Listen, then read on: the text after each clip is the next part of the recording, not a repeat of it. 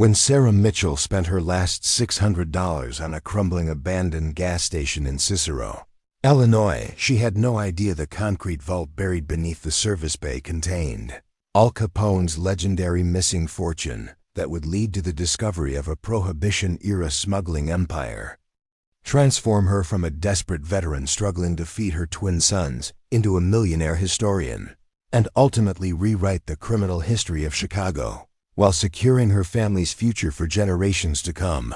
The November wind cut through Sarah's worn military jacket like a blade as she stood before the most pathetic excuse for a business she'd ever seen.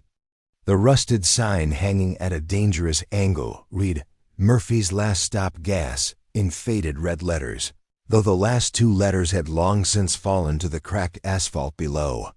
The building itself looked like it had given up hope sometime in the 1970s, with boarded windows, a roof that sagged like a broken promise, and weeds growing through every crack in the concrete. At 34, the former Army logistics sergeant had never imagined she'd be standing in an Illinois wasteland with an envelope containing $600 bills, her last hope wrapped in weathered paper that smelled faintly of the diner, where she'd worked double shifts until they closed last week. The October foreclosure notice was still folded in her back pocket, a constant reminder that she had exactly 30 days to vacate the cramped apartment she shared with her 8-year-old twin sons, Marcus and David. "Mom, this place looks like it's gonna fall down," Marcus called from the passenger seat of their battered Honda Civic, his voice carrying the worry that had become too familiar in recent months. Both boys waited in the car, their school backpacks serving as pillows against the windows, a sight that never failed to break Sarah's heart. They'd been living in that car for 3 days now, ever since the landlord had changed the locks despite her pleas for more time. Sarah forced optimism into her voice, the same tone she'd used to encourage her unit during their deployment in Afghanistan when supply runs went wrong and everything seemed impossible. "It just needs some work, baby." Sometimes the best opportunities come disguised as disasters. She'd learned that lesson the hard way during her 2 tours overseas, where seemingly hopeless situations often revealed unexpected solutions if you looked hard enough and stayed focused on the mission. The gas station sat on the outskirts of Cicero, a town that had seen better decades, positioned where Route 66 used to bring steady traffic before the interstate system redirected America's travelers elsewhere. According to the county records Sarah had researched obsessively at the public library, the property had been built in 1925 by Patrick Murphy, an Irish immigrant who'd somehow managed to thrive during the height of Prohibition. The building had operated successfully until 1931, when Murphy had mysteriously disappeared overnight, leaving behind only debts and rumors. Sarah's military training had taught her to assess terrain and resources before making any tactical decisions, so she'd spent weeks studying this property from every angle. The location was strategic, sitting at the intersection of 2 major roads that still carried decent traffic. The lot was large enough for multiple uses, and most importantly, it was the only property in her price range that came with living quarters attached. The small apartment above the service bay wasn't much, but it had running water, electricity that mostly worked, and 4 walls that would keep her boys safe from November's approaching cold. The morning had started with Sarah's usual ritual of checking her bank account on her phone, watching the balance hover dangerously close to zero, and counting out medication for David's asthma with the precision of someone who knew she couldn't afford to waste a single dose. The foreclosure notice had arrived 3 days ago, the same day her unemployment benefits had run out. With no family to turn to and her military disability payments barely covering food, the gas station represented her last chance to avoid homelessness. $600 cash, take it or leave it, Sarah said to Frank Kowalski, the elderly property owner who looked like he'd been disappointed by life one too many times. Frank studied her with eyes that had seen too many desperate buyers come and go over the years. Cicero wasn't anyone's first choice for investment property. It was where people ended up when they'd run out of better options. A town that had never quite recovered from the economic devastation that had hollowed out so much of industrial Illinois. Frank pocketed the bills without counting them, his weathered hands moving with the efficiency of someone who'd handled countless cash transactions over the decades. As is, where is, he reminded her, though not unkindly. No refunds, no complaints. Last tenant was some artist fellow, left about 5 years ago when the city started talking about condemning the whole block.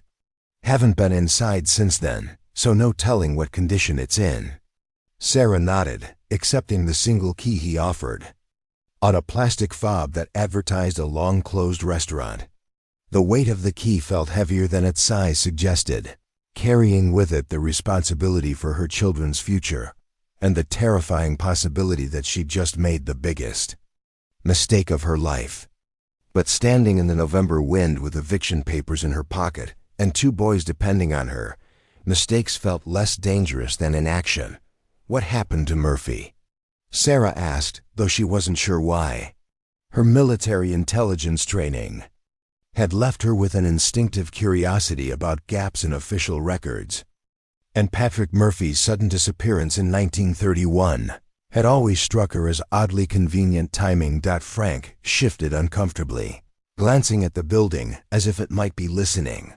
Old-timers say he got crossways with the wrong people during Prohibition. Cicero was Capone territory back then, and Murphy's place was right on one of the main smuggling routes. Story goes that Murphy tried to muscle in on operations that weren't his to muscle in on. He paused, studying Sarah's face. Course, that's just local folklore. Could be Murphy just got tired of the business and moved on. Happens all the time. But something in Frank's tone suggested he believed the folklore more than the mundane explanation. Sarah filed that information away with the methodical precision that had made her an effective logistics coordinator in the Army. Details that seemed irrelevant often proved crucial later, especially when you were trying to understand complex systems or hidden networks. As Frank's truck pulled away, leaving deep ruts in the mud that immediately filled with brown water from the morning's rain, Sarah stood alone in the November drizzle, staring at her new home. The historian in her couldn't help but notice the architectural details that suggested the building's 1920s origins. The Art Deco elements around the windows, the solid brick construction beneath layers of neglect, the wide service bay doors designed for an era when mechanics actually worked on cars, instead of just plugging them into diagnostic computers. The gas station sat on land that had history written into its very foundation. This area had been farmland before Prohibition, brought new opportunities for entrepreneurs willing to operate outside traditional legal boundaries. The Chicago outfit had used suburban locations like this as distribution points, places where illegal alcohol could be stored, repackaged, and distributed to speakeasies throughout the region. Sarah had researched the area's history during her weeks of due diligence, fascinated by how Prohibition had transformed quiet agricultural communities into crucial nodes in a vast criminal network. "Mom," David called from the car, his voice slightly wheezy from the cold air. "Can we go inside now? I'm getting cold, and Marcus is being weird about the building looking haunted." Sarah smiled despite her exhaustion. David had always been the practical one, focused on immediate needs and simple solutions. Marcus, on the other hand, had inherited her tendency to see mysteries and possibilities in situations that others might dismiss as straightforward. Both traits would serve them well in whatever came next. "Give me 5 more minutes, baby," Sarah replied, though she was already walking toward the building's front entrance. "I just need to check something first." The military had taught her never to enter an unknown building without proper reconnaissance, a habit that had kept her alive in Afghanistan and seemed equally important now that she was responsible for her children's safety. She spent the next few minutes walking the building's perimeter, noting structural damage, potential security issues, and resources that might prove useful. The service bay appeared sound despite cosmetic deterioration.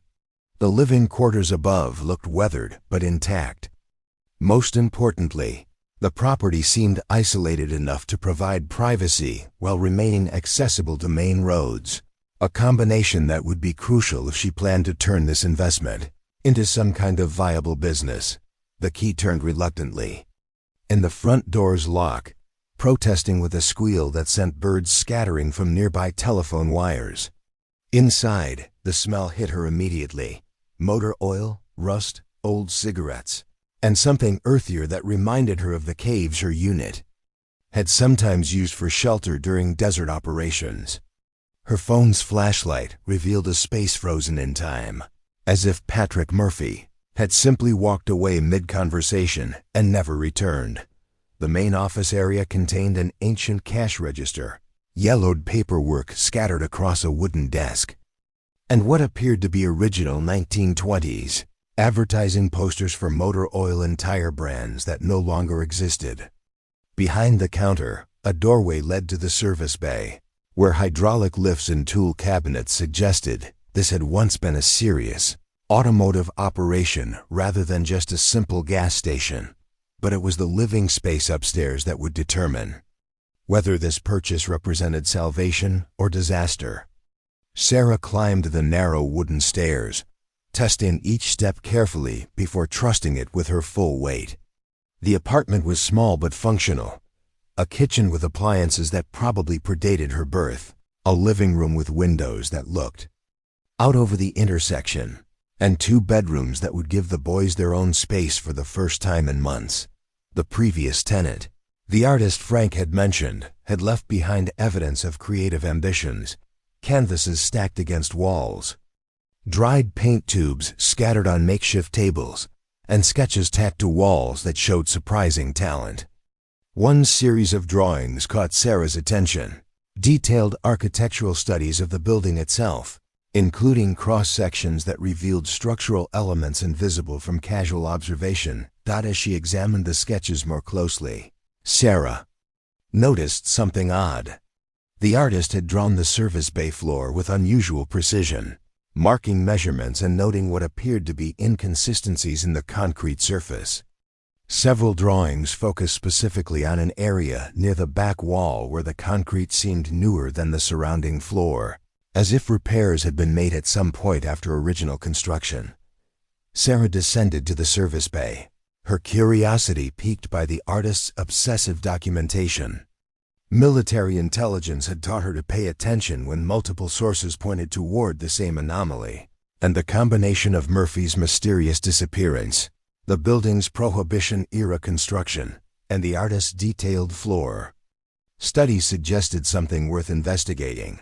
The service bay was larger than it had appeared from outside, with enough space for several vehicles and extensive tool storage. The concrete floor showed decades of oil stains, tire marks, and general wear, but in the area the artist had sketched, Sarah could see what had caught his attention.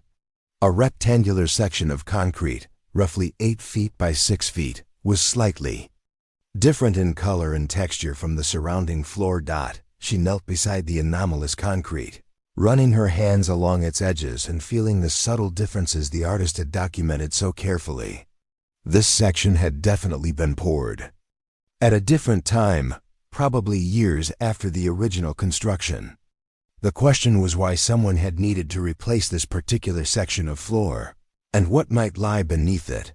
Sarah's phone buzzed with a text from Marcus, asking when they could come inside and wondering if the building had any heat. She glanced toward her car, where both boys waited patiently despite their discomfort, and felt the familiar weight of single parenthood settling on her shoulders. Every decision she made affected not just her own future, but theirs as well. Standing alone in the abandoned service bay, surrounded by the ghosts of automotive repairs and the mystery of Patrick Murphy's disappearance, Sarah felt something she hadn't experienced since leaving the army: the electric anticipation that comes just before a mission reveals its true complexity. She'd bought this building hoping for shelter and stability. Instead, she might have purchased something far more significant: The November afternoon was growing shorter, and she needed to get the boys inside where it was warmer. But as she gathered her things and prepared to retrieve their meager belongings from the car, Sarah couldn't shake the feeling that the concrete anomaly represented more than just routine repairs. In her experience, when multiple unusual factors converged in one location, they usually pointed towards something worth discovering. Tomorrow, she decided, she would investigate the artist's observations more thoroughly. Tonight, she would focus on making their new home habitable and helping her sons adjust to yet another dramatic change in their young lives. But beneath the practical concerns of single motherhood, Sarah Mitchell felt the familiar stirring of intelligence work, the sense that she was standing at the edge of something significant, something that might change everything if she had the courage to dig deeper. The next morning arrived with a brutality that seemed designed to test Sarah's resolve. Ice had formed on the inside of the apartment windows overnight, and the building's ancient heating system produced more noise than warmth. She'd spent most of the night listening to unfamiliar sounds, creaking beams, settling foundations, and what might have been rodents in the walls, while Marcus and David slept fitfully on air mattresses she'd inflated with a hand pump. At dawn, Sarah conducted what she privately called a situation assessment, military terminology that helped her organize overwhelming circumstances into manageable problems. The apartment's electrical system worked sporadically, with outlets that sparked when she plugged in her phone charger. The plumbing functioned, though the water pressure suggested the pipes hadn't been properly maintained in years. Most critically, the heating system appeared to operate on some mysterious cycle that bore no relationship to the thermostat settings. "Mom, there's no food," David announced from the kitchen, his matter-of-fact tone carrying no accusation, just the practical observation of an 8-year-old who'd learned not to expect miracles. He stood in front of the ancient refrigerator, which hummed with the mechanical determination of equipment that had survived decades through sheer stubbornness. Sarah checked her wallet, counting the remaining bills with the precision of someone who understood that every dollar represented specific survival calculations. After purchasing the building, she had $87 left, enough for perhaps a week of careful grocery shopping if she stretched every purchase and avoided anything that wasn't absolutely essential. "We'll go to the store in a bit," she promised, though the nearest grocery store was a 15-minute drive, and her car's gas gauge hovered dangerously close to empty. "First, I need to check something downstairs. You boys stay up here and work on your homework, okay?" Marcus looked up from the sketchpad where he'd been drawing the view from their window, his artistic instincts apparently inherited from whatever genetic source had given Sarah her eye for detail and patterns. "Are you going to investigate the weird floor thing?" he asked, demonstrating the uncomfortable perceptiveness that made him simultaneously easier and harder to parrot than his more straightforward twin. "How did you know about that?" Sarah asked, surprised that he'd noticed her interest in the concrete anomaly. "I saw you looking at those drawings last night, and then you kept staring at the floor down there," Marcus explained with the logical reasoning of someone who'd learned to read adult behavior for clues about family stability. "Plus, you get that same look when you're trying to figure out puzzles, like when our apartment building had those weird maintenance guys who only came at night." Sarah remembered that incident when her veteran's instincts had detected something off about the building's new maintenance staff, who seemed more interested in observing tenants than fixing anything. Her subsequent investigation had revealed a surveillance operation targeting immigrant families, information she'd reported to appropriate authorities. Marcus had been 6 then, but apparently old enough to recognize her investigative mode. "I'm just trying to understand the building better," she said, which was technically true. Knowledge is power, right? The more we know about our new home, the better we can take care of it. Downstairs, the service bay felt different in morning. Light streaming through dirty windows. The oil-stained concrete and abandoned equipment looked less mysterious, more like the remnants of a failed business rather than clues to historical intrigue. But the rectangular section of newer concrete remained obviously different from its surroundings, and Sarah's military training continued to whisper that obvious anomalies usually indicated hidden significance. She began her investigation methodically, photographing the anomalous section from multiple angles and measuring its dimensions with a tape measure she'd found in one of the tool cabinets. The area measured exactly 8 feet by 6 feet, with perfectly straight edges that suggested careful planning rather than emergency repairs. The concrete appeared to have been poured sometime in the 1940s or 1950s, based on its weathering patterns and the style of aggregate visible in the surface. Sarah knelt beside the edges, running her fingers along the seams where new concrete met old. The joints had been expertly finished, suggesting professional work rather than a quick patch job. Someone had invested significant time and skill in making this repair look permanent and unremarkable, which paradoxically made it more remarkable to someone trained to notice discrepancies. A systematic search of the service bay's tool storage revealed equipment that might prove useful: sledgehammers, pry bars, chisels, and various hand tools that Patrick Murphy had apparently left behind when he disappeared in 1931. The tools were old but well maintained, coated with oil to prevent rust, and stored with the care of someone who'd expected to return for them eventually. Sarah's phone rang, interrupting her examination of Murphy's abandoned equipment. The caller ID showed a number she didn't recognize, always a source of anxiety for someone whose financial situation made bill collectors a constant threat. Mrs. Mitchell? The voice was professional, female, with the crisp diction of someone accustomed to delivering unwelcome news. This is Janet Sterling from Midwest Property Development. I understand you recently purchased the Murphy gas station property on Route 66. Sarah's military-trained instincts immediately went to high alert. In her experience, unsolicited phone calls from development companies usually preceded attempts to separate desperate people from valuable assets. Yes, I bought the property yesterday. How can I help you? Well, that's wonderful timing, Janet continued with the kind of aggressive enthusiasm that made Sarah's skin crawl. Midwest Development has been assembling parcels in that area for a major commercial project, and we'd be very interested in discussing a purchase. We could offer you considerably more than what you paid, enough to find much better accommodations for you and your family. The speed of this contact troubled Sarah deeply.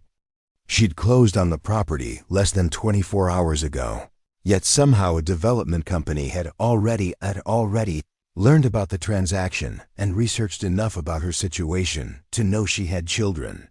That level of surveillance suggested either remarkable efficiency or prior interest in the property. I'm not interested in selling, Sarah said firmly, using the tone she'd perfected during military service when dealing with personnel who tried to test her authority. We just moved in. This is our home now. Janet's laugh carried a sharp edge that suggested she wasn't accustomed to hearing no from people in Sarah's financial position. Mrs. Mitchell, I don't think you understand the scope of our project.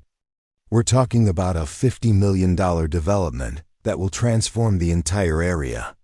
Your little gas station sits right in the middle of our planned footprint. Then you should have bought it before I did, Sarah replied, though she felt a familiar chill settling in her stomach. Big development projects had ways of making small property owners' lives very difficult, especially when those owners lacked the resources to fight extended legal battles. The thing is, Janet continued, her voice taking on a harder edge, properties like yours often face various challenges during development phases: code violations, environmental concerns, utility access issues. The city tends to be very thorough in their inspections when major projects are pending. The threat was barely veiled, but Sarah had dealt with much more sophisticated intimidation during her military service. Are you threatening me, Miss Sterling? Of course not, Janet replied with false sweetness. I'm simply pointing out that Owning property in an active development zone can be complicated. Much easier to take our generous offer and relocate somewhere more suitable for a single mother with young children." Sarah ended the call without responding, but the conversation left her deeply unsettled. The timing seemed impossibly coincidental, and Janet's knowledge of her family situation suggested a level of background research that went far beyond routine. Property acquisition. Someone had been watching this property, possibly for some time.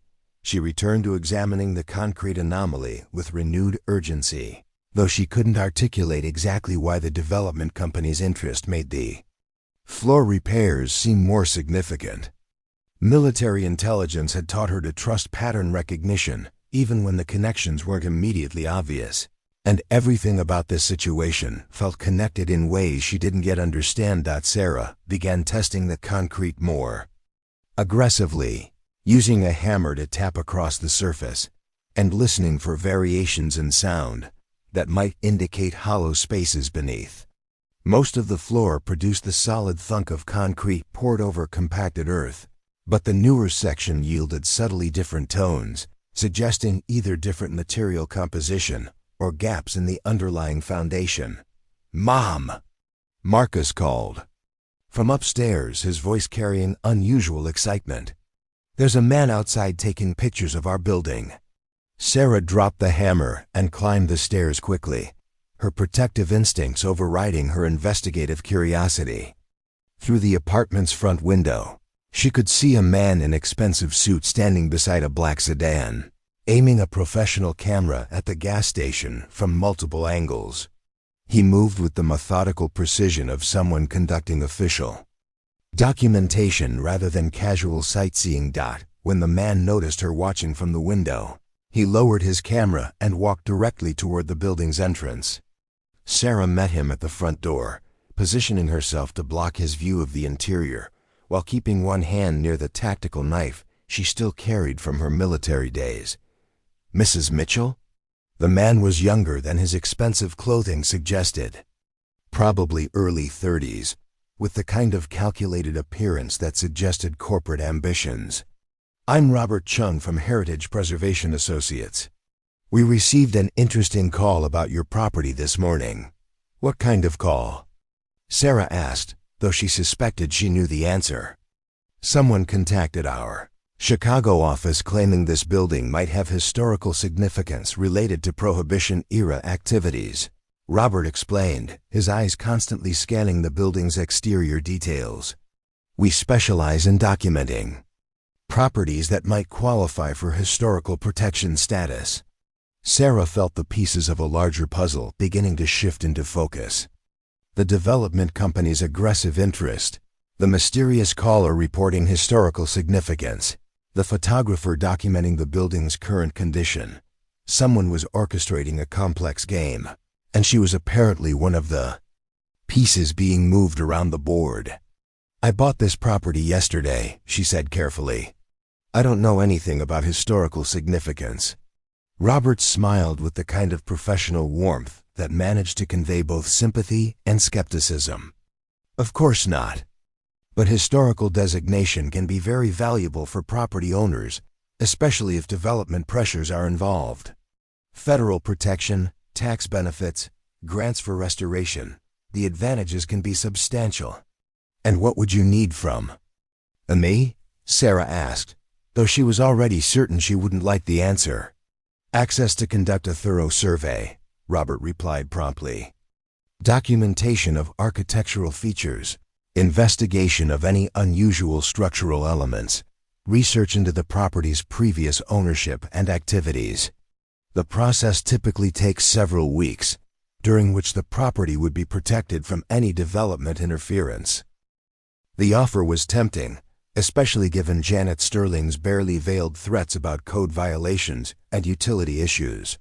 Historical protection would provide legal shelter from development company pressure, but it would also mean allowing strangers to examine every aspect of her new home, including whatever lay beneath that rectangular section of concrete. "I need to think about it," Sarah said. which was her standard response when people wanted her to make important decisions under pressure. Robert handed her a business card with the smooth efficiency of someone who'd perfected this routine. Of course. But I should mention that historical designation applications are most effective when filed proactively, before development conflicts escalate. Once legal challenges begin, the process becomes much more complicated.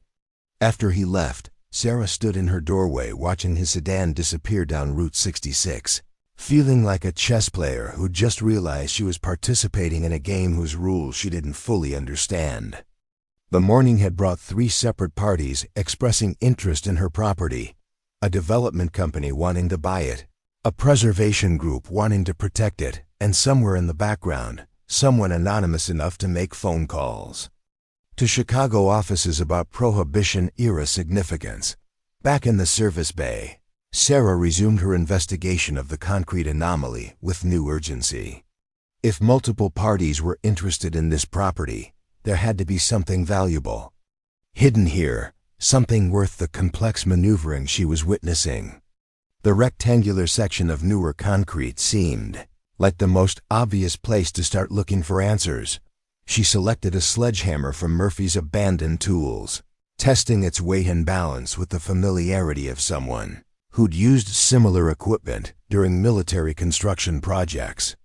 Breaking up concrete was physically demanding work, but Sarah's military training had prepared her for demanding physical challenges, and desperation provided additional motivation. The first blow sent shockwaves through her arms and produced a small crater in the concrete surface.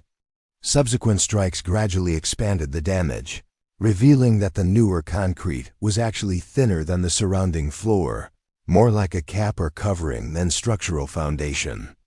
After 30 minutes of sustained effort, Sarah had broken through the concrete layer entirely, exposing what lay beneath. The sledgehammer had punched through into empty space. Sarah used her phone's flashlight to peer through the hole she'd created, seeing wooden steps leading down into darkness. The smell that emerged was musty and old, like unopened rooms and forgotten secrets. Her light revealed brick walls and what appeared to be a substantial underground chamber, far more elaborate than any utility access or storage area. "Mom!" David's voice called from upstairs, carrying the slight wheeze that indicated his asthma was being aggravated by stress or excitement. "That photographer guy is back, and there's another car with him."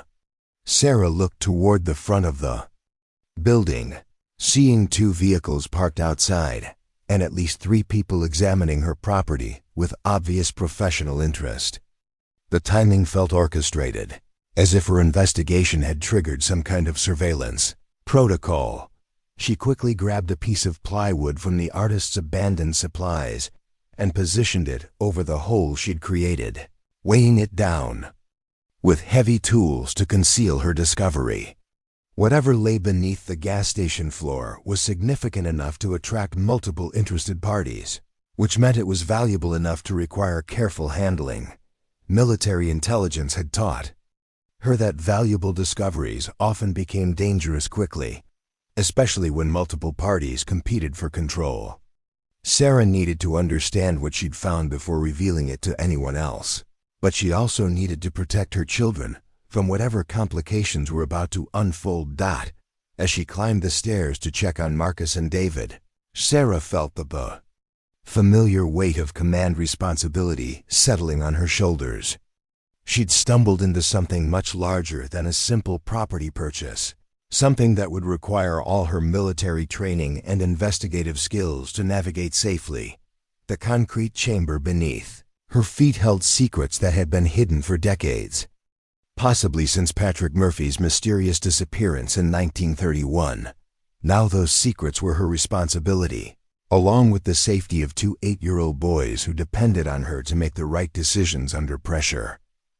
Outside, more vehicles were arriving. Sarah peered through the apartment's front window, counting 4 vehicles now parked along Route 66, their occupants conducting what appeared to be a coordinated surveillance operation.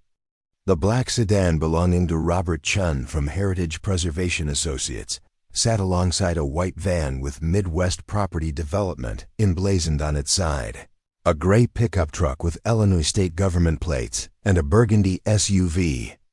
That screamed federal authority, even without visible identification. "Boys, I need you to pack your backpacks with everything important," Sarah said, her voice carrying the calm authority she'd perfected during military emergencies. "Clothes, medications, anything you can't replace. Do it quietly and quickly." Marcus looked up from his sketchpad with the wide-eyed alertness of a child who'd learned to recognize when adult composure masked serious concern. "Are we in trouble, Mom?" "We're not in trouble," Sarah replied, which was technically accurate since they hadn't broken any laws she was aware of. But sometimes when adults want something badly enough, they make situations complicated.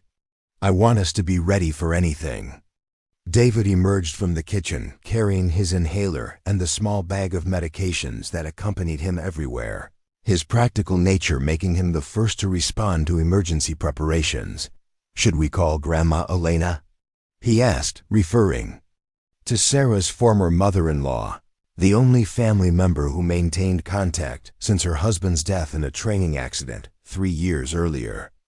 "Not yet, baby," Sarah said, though she was already considering contingency plans that might require sending the boys to Elena's house in Wisconsin if the situation escalated beyond her ability to manage safely. "First, I need to understand what these people want." Through the window, Sarah watched the occupants of the various vehicles conducting what appeared to be a professional assessment of her property. Men and women in business attire walked the building's perimeter, taking photographs and measurements while consulting tablets and making notes. Their coordination suggested prior planning and shared objectives, though she couldn't determine whether they were working together or competing against each other. Her phone rang again, displaying the same unknown number that had belonged to Janet Sterling from Midwest Property Development. Sarah let it go to voicemail, but the phone immediately rang again from a different unknown number. This pattern continued for several minutes, with calls arriving from various numbers in rapid succession, creating an atmosphere of urgency and pressure that she recognized as a common intimidation tactic. "Mom, your phone won't stop ringing," Marcus observed with the matter-of-fact tone children used when pointing out obvious adult problems they couldn't solve themselves. Sarah turned off the phone entirely, cutting off the electronic harassment, while she tried to think clearly about her situation. Multiple parties were demonstrating intense interest in her property less than 48 hours after she'd purchased it, suggesting either remarkable coincidence or carefully orchestrated surveillance. Neither possibility seemed likely to end well for a single mother with limited resources and no legal representation. The rational course of action would be to accept one of the offers she'd received, take whatever money was available, and relocate her family somewhere less complicated. Janet Sterling's development company had promised considerably more than the $600 she'd invested, which would provide enough capital to start fresh in a different location. Robert Chun's historical preservation process might offer federal protection and grant money, though it would also mean surrendering control of her property to bureaucratic oversight. But Sarah's military training had taught her to be suspicious of solutions that seemed too convenient, especially when they were offered by people who'd appeared without invitation immediately after she'd made a significant discovery. The timing of these offers, combined with the anonymous tip about historical significance, suggested that someone already knew what lay beneath her service bay floor. She returned to the service bay, moving the plywood covering aside to examine the opening she'd created more carefully. Her phone's flashlight revealed wooden steps leading down into what appeared to be a substantial underground chamber, with brick walls that showed the same expert craftsmanship she'd noticed in other Prohibition-era construction. The air rising from below carried scents of old wood, metal, and something else she couldn't identify but that reminded her of Museums and archives. Sarah tested the top wooden step carefully, finding it solid despite its age.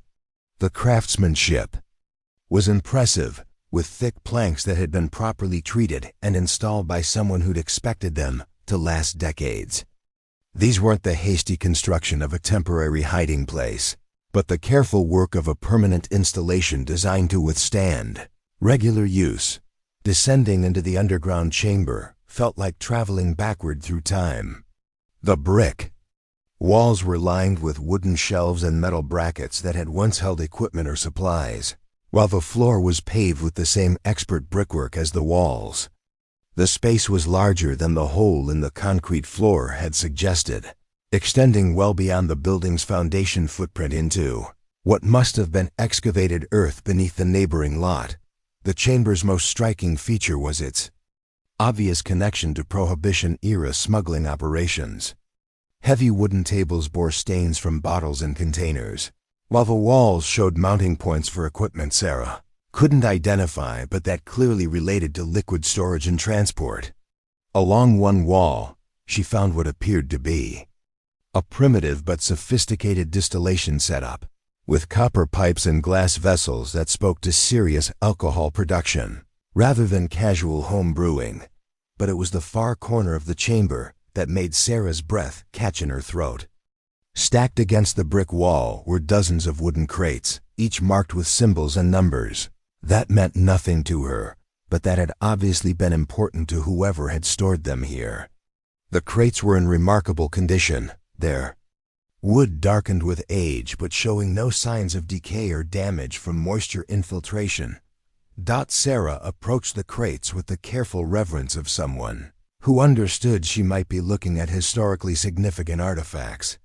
The markings on the boxes included dates from the late 1920s and early 1930s, along with symbols that appeared to be some kind of coded inventory system. Some crates bore the initials AC in elegant script, while others showed numbers that might have indicated contents, destinations, or values. She pried open the nearest crate with a crowbar she'd brought from Murphy's tool collection, working carefully to avoid damaging whatever lay inside. The lid came away to reveal neat rows of glass bottles, each wrapped in newspaper and packed with the precision of valuable cargo. The bottles themselves were works of art, with elaborate labels advertising whiskey brands that had disappeared with prohibitions. But these weren't just collectible bottles. As Sarah examined them more closely, she realized they were completely full, their contents preserved in perfect condition by the underground chamber's stable temperature and humidity. Each bottle represented not just historical significance, but substantial monetary value, multiplied by the dozens of similar containers throughout the chamber. A systematic examination of the other crates revealed similar contents: premium whiskey, imported gin, French cognac, and other spirits that had commanded enormous prices during Prohibition's artificial scarcity. Someone had assembled a collection worth hundreds of thousands of dollars at 1930s prices, which would translate to millions in contemporary value even before considering the historical significance and collector appeal. Sarah found herself sitting on the brick floor of the underground chamber, surrounded by what appeared to be Al Capone's missing treasure, trying to process the implications of her discovery. The initials, a C, on many of the crates, the sophisticated storage system, the location in Cicero near known Capone operations, everything pointed toward this being a major cache from America's most famous criminal organization. The historical significance was staggering. Capone's organization had been one of the most powerful criminal enterprises in American history, generating enormous wealth through bootlegging, gambling, and other illegal activities. Despite extensive federal investigation and prosecution, much of that wealth had never been recovered, leading to decades of speculation about hidden assets and secret storage locations. But the personal implications were equally overwhelming. Sarah had stumbled onto what might be the archaeological discovery of the century, a find that would attract international attention and scholarly interest. Museums would compete for exhibition rights. Historians would study every bottle and document. The federal government would undoubtedly claim jurisdiction over artifacts connected to such a notorious criminal investigation. And in the meantime, she was a single mother with $87 in her wallet, living in an abandoned gas station with 2 children who needed food, medical care, and educational stability. The chamber full of priceless artifacts felt simultaneously like salvation and catastrophe, a solution to all her financial problems that came wrapped in legal complications she couldn't possibly navigate alone. Her contemplation was interrupted by heavy footsteps on the service bay floor above, followed by voices that carried the authority of people accustomed to gaining access to restricted areas whether invited or not. Sarah quickly replaced the lid on the crate she'd opened and moved toward the wooden steps, listening to the conversation taking place in her building without permission. "The concrete work is definitely post-construction," a male voice was saying, with the clinical detachment of a professional investigator. "Someone went to considerable trouble to conceal whatever's down there, and the timing coincides with Murphy's disappearance in 1931. Federal jurisdiction is clear if this connects to the Capone investigation," a female voice replied with the brisk efficiency of someone accustomed to asserting bureaucratic authority. "The original case files are still active, and any recovered assets would be subject to forfeiture proceedings." Sarah felt her heart sink as she realized that federal agents were examining her property and discussing seizure of whatever they found. The discovery that had seemed like financial salvation moments earlier was about to become a legal nightmare that would leave her with nothing but bills for attorneys she couldn't afford. But as she listened to the conversation above, Sarah caught something in their tone that suggested uncertainty rather than confidence. They were speculating about what might be hidden beneath the concrete, which meant they didn't yet know about her discovery. The knowledge gave her a crucial advantage, but only if she could figure out how to use it before they gained access to the chamber. "Mrs. Mitchell?" Robert Chun's voice called from near the building's entrance. "We have some additional questions about the historical significance assessment. Could you join us for a moment?" Sarah climbed the wooden steps quietly, replacing the plywood covering and arranging tools to conceal evidence of her excavation. If federal agents were involved, she needed legal representation before revealing anything about her discovery. But finding competent legal help would require money she didn't have in time. She apparently didn't have either. In the service bay above, she found 5 people in business attire examining various aspects of her building with the systematic thoroughness of a professional investigation. Robert Chun stood near the concrete anomaly she'd been examining, while a woman in a federal agent's typical dark suit photographed the floor from multiple angles.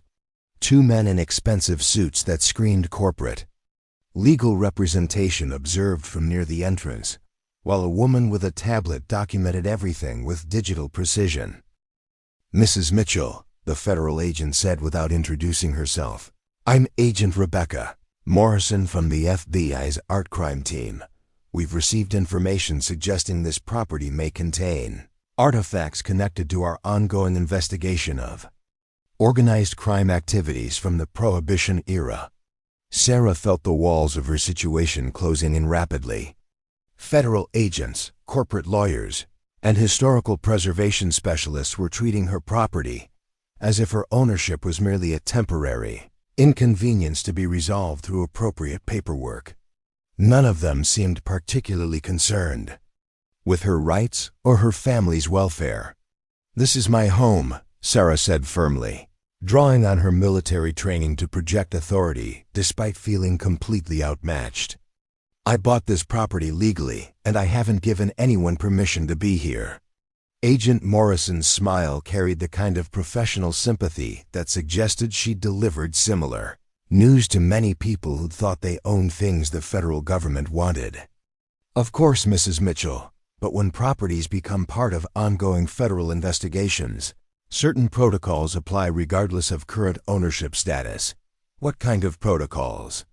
Sarah asked, though she suspected she wouldn't like the answer. Search warrants, asset seizure procedures, evidence preservation requirements. Agent Morrison replied with bureaucratic efficiency. The process is quite straightforward, though it can take considerable time to resolve ownership questions when federal evidence is involved. The message was clear: cooperate voluntarily or be compelled to cooperate through legal force, but cooperation was not optional. Sarah understood that she was facing the full weight of federal authority, backed by corporate interests and historical preservation bureaucracy, all focused on gaining control of whatever lay beneath her service bay floor. Her military training had also taught her something about strategic thinking and tactical advantages. She possessed information they wanted, but didn't yet have, which gave her negotiating power if she could figure out how to use it effectively. The key was understanding what each party actually wanted and whether any of their interests aligned. With protecting her family's welfare as she looked at the faces surrounding her in the service bay, Sarah realized she was about to enter negotiations that would determine not just her family's financial future, but their physical safety and long-term security. The chamber full of Capone's treasure lay beneath their feet, waiting to transform their lives in ways she was only beginning to understand. The question was whether that transformation would represent salvation or destruction. Agent Morrison pulled out a leather portfolio and extracted several official-looking documents, each bearing the distinctive seals and formatting that made federal paperwork unmistakable.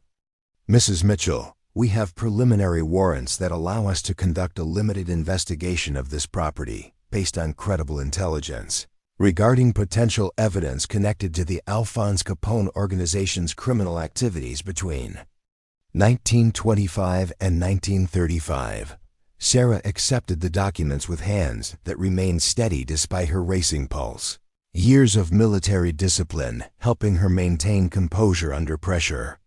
The warrants were comprehensive, authorizing searches for documents, currency, precious metals, alcohol, weapons, and other contraband, potentially connected to organized criminal enterprise operations. The language was broad enough to encompass virtually anything they might find, including the chamber full of preserved liquor she discovered beneath the service bay floor. "These warrants give you authority to search my property," Sarah said after reading through the legal documents carefully, "but they don't give you authority to seize my property or displace my family. We live here. My children's belongings are upstairs, along with everything we own." Robert Chun stepped forward with the smooth intervention of someone accustomed to mediating between conflicting interests. "Mrs. Mitchell, historical preservation designation could actually protect your residential rights while ensuring that any significant discoveries receive appropriate scholarly attention. The process doesn't require family displacement, just cooperation with documentation and research protocols." The corporate lawyers exchanged glances that suggested Chun's historical preservation option conflicted with their client's preferred outcomes. Sarah caught the subtle tension between the various parties and realized she was witnessing a complex negotiation where multiple powerful interests were competing for control of whatever lay beneath her building. "What exactly do you know about this property?" Sarah asked Agent Morrison directly, employing the straightforward questioning technique that had served her well during military intelligence gathering. Sometimes the best way to understand a situation was to ask direct questions and observe how people responded. Agent Morrison consulted her tablet before answering, her professional demeanor suggesting she'd prepared for exactly this question. Patrick Murphy, the original owner, was associated with several individuals who later became key figures in the Capone organization's distribution network.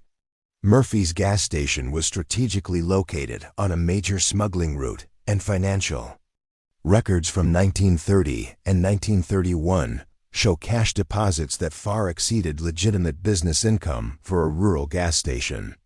She paused, studying Sarah's reaction before continuing. "Murphy disappeared in March 1931, Just 3 months before federal agents conducted their first major raid on Capone organization assets. His disappearance coincided with approximately $2.3 million in organization funds that were never recovered, despite extensive investigation. Sarah felt a chill as she realized the federal government had been tracking this missing money for nearly a century, maintaining active case files and following leads across multiple decades. The chamber beneath her feet wasn't just a historical curiosity, it was evidence in an ongoing federal investigation that had never been officially closed. $2.3 million in 1931 currency, one of the corporate lawyers added with obvious calculation, would be worth approximately $35 million in today's purchasing power, not including collector value for Prohibition-era artifacts or historical significance. Premiums, the numbers were staggering, far beyond anything Sarah had imagined when she'd first opened the wooden crates. But the lawyer's eager calculation also revealed something important about the corporate interests involved in this situation. Midwest Property Development wasn't just assembling land for a shopping complex. They were treasure hunters operating under the cover of legitimate business development. "Mrs. Mitchell," Agent Morrison continued, "we believe Murphy was murdered by Capone organization enforcers who suspected he was skimming from smuggling operations. Our theory is that Murphy had been secretly accumulating a personal cache of high-value liquor inventory, planning to disappear with it once Prohibition ended and legitimate alcohol sales resumed." The federal agent's narrative matched perfectly with what Sarah had found in the underground chamber: hundreds of bottles of premium liquor stored with meticulous care, preserved in perfect condition for nearly a century, waiting for someone who would never return to claim them. Murphy's mysterious disappearance made tragic sense. If he'd been caught stealing from one of Chicago's most violent criminal organizations.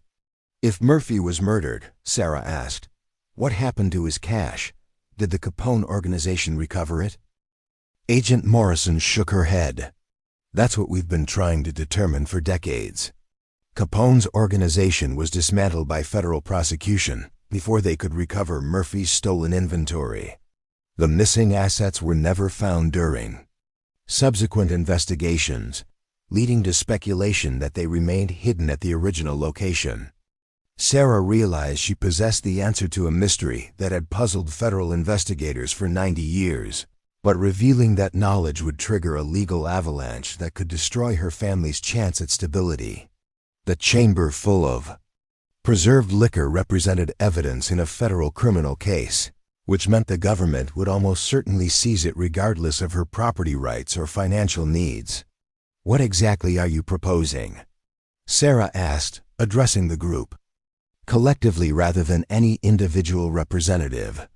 Her military experience had taught her that complex negotiations often produced better outcomes when all parties' interests were acknowledged simultaneously. Robert Chun opened his portfolio and extracted a thick folder of forms and contracts. Historical preservation designation would protect the site from commercial development, while providing federal funding for proper archaeological excavation and documentation. You would retain ownership of the property and residential rights, while research institutions would gain access for scholarly study. Agent Morrison held up her own set of documents. Federal cooperation in the ongoing investigation would ensure that any recovered evidence receives appropriate law enforcement handling, while potentially qualifying you for rewards or compensation under federal asset recovery programs. The corporate lawyers produced their own paperwork with practiced efficiency. Commercial development partnership would provide immediate financial benefits, while preserving certain aspects of historical significance in the final project design. The compensation package would be substantial enough to secure your family's long-term financial stability. Sarah studied the faces around her, recognizing the sophisticated pressure tactics being employed. Each option was presented as beneficial to her interests, but all three required her to surrender control of the discovery she'd made. None of the proposals addressed her actual priorities: keeping her family safe, maintaining their home, and securing their financial future without compromising their independence. "I need time to consider these options," Sarah said, employing a standard negotiation technique of claiming time to think when faced with high-pressure decisions. "This is a lot of information to process, and I have responsibilities to my children that take priority over any business considerations." Agent Morrison's expression suggested she was unaccustomed to people requesting time to consider cooperation with federal investigations. "Mrs. Mitchell, I should point out that federal warrants don't require your consent to execute. We can conduct our investigation with or without your cooperation, though voluntary cooperation typically produces better outcomes for all parties involved." The threat was politely phrased but unmistakable. Sarah could cooperate voluntarily and potentially receive some consideration for her property rights, or federal agents would proceed with their investigation regardless of her preferences. Either way, the government intended to search her property and claim any evidence they found. "How long do I have to decide?" Sarah asked, accepting the reality that she couldn't prevent the federal investigation, but hoping to negotiate some control over its timing and scope. Federal warrants are typically executed within 72 hours of issuance. Agent Morrison replied, checking her watch with the precision of someone operating on strict administrative schedules. However, voluntary cooperation agreements can sometimes extend those timelines while maintaining evidence preservation requirements. Sarah understood that she had perhaps 3 days to figure out how to protect her family's interests while satisfying the demands of multiple powerful organizations. 3 days to find legal representation she couldn't afford, understand options she wasn't qualified to evaluate, and make decisions that would affect her children's entire future. "I'll need copies of all the documents you've shown me," Sarah said, asserting the minimum level of control she could demand in the situation. "And I'll need contact information for each of your organizations so I can communicate my decisions through appropriate channels." The various representatives exchanged business cards and document copies with the efficiency of professionals who'd conducted similar negotiations many times before.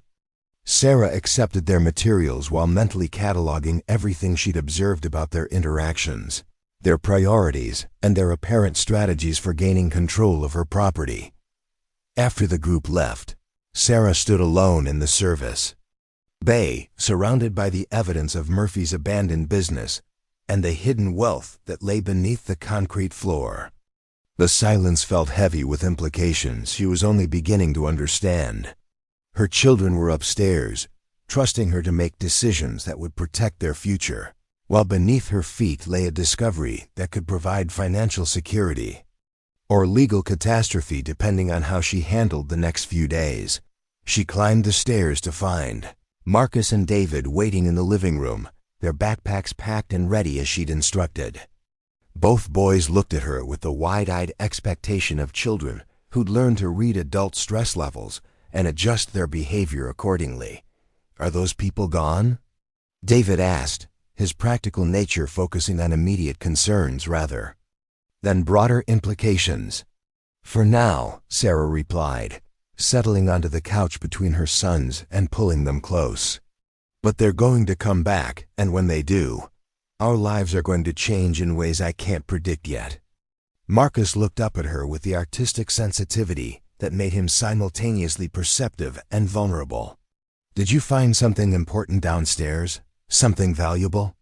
Sarah considered how much truth 2 8-year-old boys could handle, balancing their need for honesty against their need for security. "I found something that belonged to people who lived here a long time ago. Something that other people think is very valuable and want to claim for themselves." "Like treasure?" David asked with the excitement of a child who'd grown up on adventure stories and Disney movies. "Like treasure," Sarah confirmed, "but the kind of treasure that comes with complicated problems. The kind that makes powerful people fight over.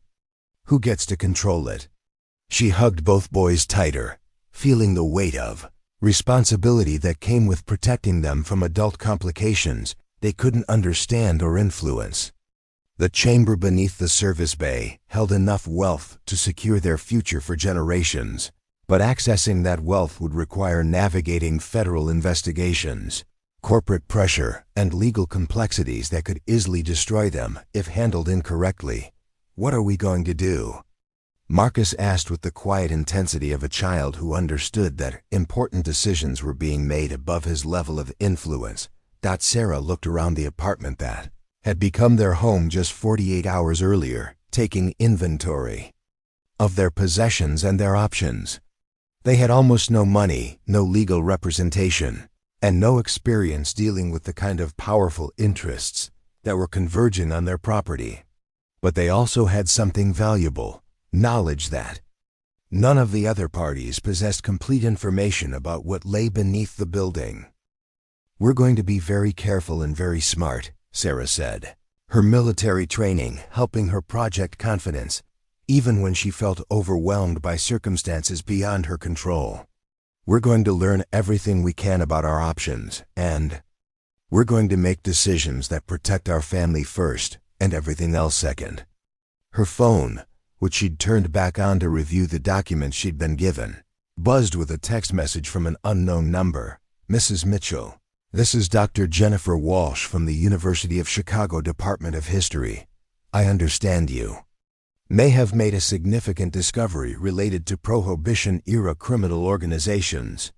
I would very much like to discuss research opportunities that might benefit both your family and historical scholarship. Please call me at your earliest convenience."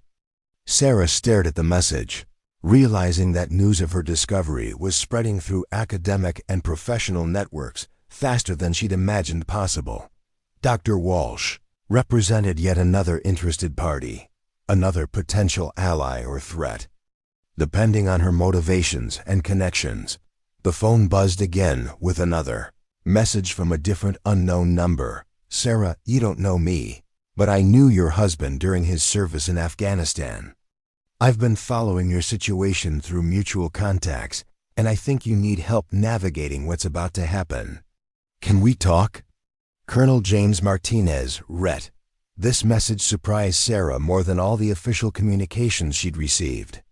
Someone from her husband's military network had been monitoring her situation and was offering assistance, though she couldn't imagine how Colonel Martinez had learned about her discovery or why he would involve himself in her problems. As evening approached and the boys settled into their homework routines, Sarah found herself standing at the apartment window, looking out at Route 66 and thinking about the paths that had brought her to this moment. 48 hours earlier, she'd been a desperate single mother spending her last $600 on shelter for her children. Now she was sitting on what might be the greatest archaeological discovery of the century, surrounded by federal agents, corporate interests, and academic researchers who all wanted to control her find. The transformation felt surreal, like a movie where ordinary people stumbled into extraordinary circumstances and had to figure out how to survive the experience. But this wasn't a movie, and the decisions she made over the next few days would determine whether her family emerged from this situation with security or catastrophe. Sarah returned to the service bay one more time before dinner, removing the plywood covering and descending into the chamber that had started this entire cascade of complications. The wooden crates stood in neat rows, their contents representing nearly a century of hidden wealth, while the brick walls seemed to whisper stories of Patrick Murphy's ambitions and fears. Tomorrow would bring new pressures and new decisions. But tonight Sarah allowed herself to imagine what financial security might feel like for her children. College educations, medical care, a real home with solid foundations and reliable heating. The chamber beneath her feet could provide all of that and more, if she could figure out how to claim it without losing everything else in the process. The treasure was real, but so were the dangers that came with it. The next morning brought an escalation that Sarah hadn't anticipated. She woke to the sound of heavy equipment rumbling outside, and through the apartment window she could see a convoy of vehicles that transformed Route 66 into what looked like a crime scene from a federal investigation. Black SUVs with government plates flanked white vans marked FBI Evidence Response Team, while a mobile command center had been positioned across the street with satellite dishes and communication equipment that suggested a major operation. Agent Morrison stood near the command center, speaking into a headset while consulting tablets and pointing toward Sarah's building with the authority of someone orchestrating a complex law enforcement operation. The casual atmosphere of yesterday's preliminary investigation had been replaced by the systematic efficiency of federal agents who'd apparently decided that voluntary cooperation was no longer their preferred approach. "Mom, there are like 20 cop cars outside," Marcus observed from his position at the living room window, his artist's eye cataloging details with uncomfortable accuracy. "And there's a guy with a really big camera taking pictures of our building from every angle." Sarah joined him at the window, counting at least 15 federal vehicles and twice as many personnel, all focused on her property with an intensity that made her stomach clench with anxiety. The media presence had also expanded overnight, with news vans from Chicago television stations positioned beyond the law enforcement perimeter, their satellite dishes pointed skyward like technological flowers seeking signal instead of sunlight. Preparing and narrating this type of story took us long efforts and hard work. So if you are enjoying this story, please consider subscribing to our channel. Her phone had been buzzing continuously since dawn with calls from reporters, legal representatives, academic researchers, and people claiming various forms of expertise in federal asset seizure law. Sarah had stopped answering unknown numbers, but the voicemail messages were piling up faster than she could review them, creating a digital avalanche of people who wanted pieces of whatever story was unfolding at the abandoned gas station. "Boys, I need you to stay away from the windows and keep your voices down," Sarah said, her military training automatically assessing the tactical situation developing outside. "This is going to get complicated today, and I need to know you're safe while I figure out how to handle it." David looked up from his breakfast cereal with the practical concern that had become his default response to adult stress. "Are we going to have to leave our house again?" The question hit Sarah harder than she'd expected, reminding her that her children's sense of security depended entirely on her ability to navigate circumstances that seemed to be spiraling beyond her control. They'd already been displaced multiple times due to financial instability, and the prospect of another forced relocation would devastate what little stability they'd managed to establish. "We're not leaving," Sarah said firmly, though she wasn't entirely certain she could keep that promise. "This is our home, and I'm going to do everything possible to protect it." A sharp knock on the apartment door interrupted their breakfast, followed by Agent Morrison's voice calling through the wood with official authority. "Mrs. Mitchell, we need to speak with you immediately regarding new developments in our investigation." Sarah opened the door to find Agent Morrison accompanied by two men in expensive suits who radiated the kind of federal authority that came with higher pay grades and broader jurisdiction. Behind them, she could see additional personnel securing the building's perimeter and setting up equipment that suggested they planned to conduct extensive operations on her property. "Mrs. Mitchell, this is Assistant Director Thomas Brennan from the FBI's Financial Crimes Division, and Special Agent Michael Torres from our Historical Evidence Recovery Unit," Agent Morrison said with the formal introductions that preceded. "Serious federal business. We have some additional information about your property that requires immediate discussion." Assistant Director Brennan stepped forward with documents that bore official seals Sarah didn't recognize, his demeanor suggesting someone accustomed to delivering news that changed people's lives permanently. "Mrs. Mitchell, overnight analysis of historical records and financial databases has confirmed that this property is directly connected to approximately $47 million in assets that were never recovered from the Alphonse Capone criminal organization. The number was significantly higher than the previous estimates, and Sarah felt her knees weaken as she realized the full scope of what might be hidden beneath her building. $47 million represented generational wealth, enough money to solve every financial problem her family had ever faced. But it also represented federal evidence that would attract levels of government attention she couldn't possibly manage alone. "We've also confirmed," Special Agent Torres added, consulting his own tablet, that Patrick Murphy was indeed murdered in March 1931 by Capone, organization enforcers who suspected him of embezzling from smuggling operations. Murphy had been systematically diverting high-value inventory to a private cache, planning to disappear with his stolen assets once Prohibition ended. Sarah listened to the federal agents reconstruct events from 90 years ago, with the precision of investigators who'd spent decades pursuing this particular case.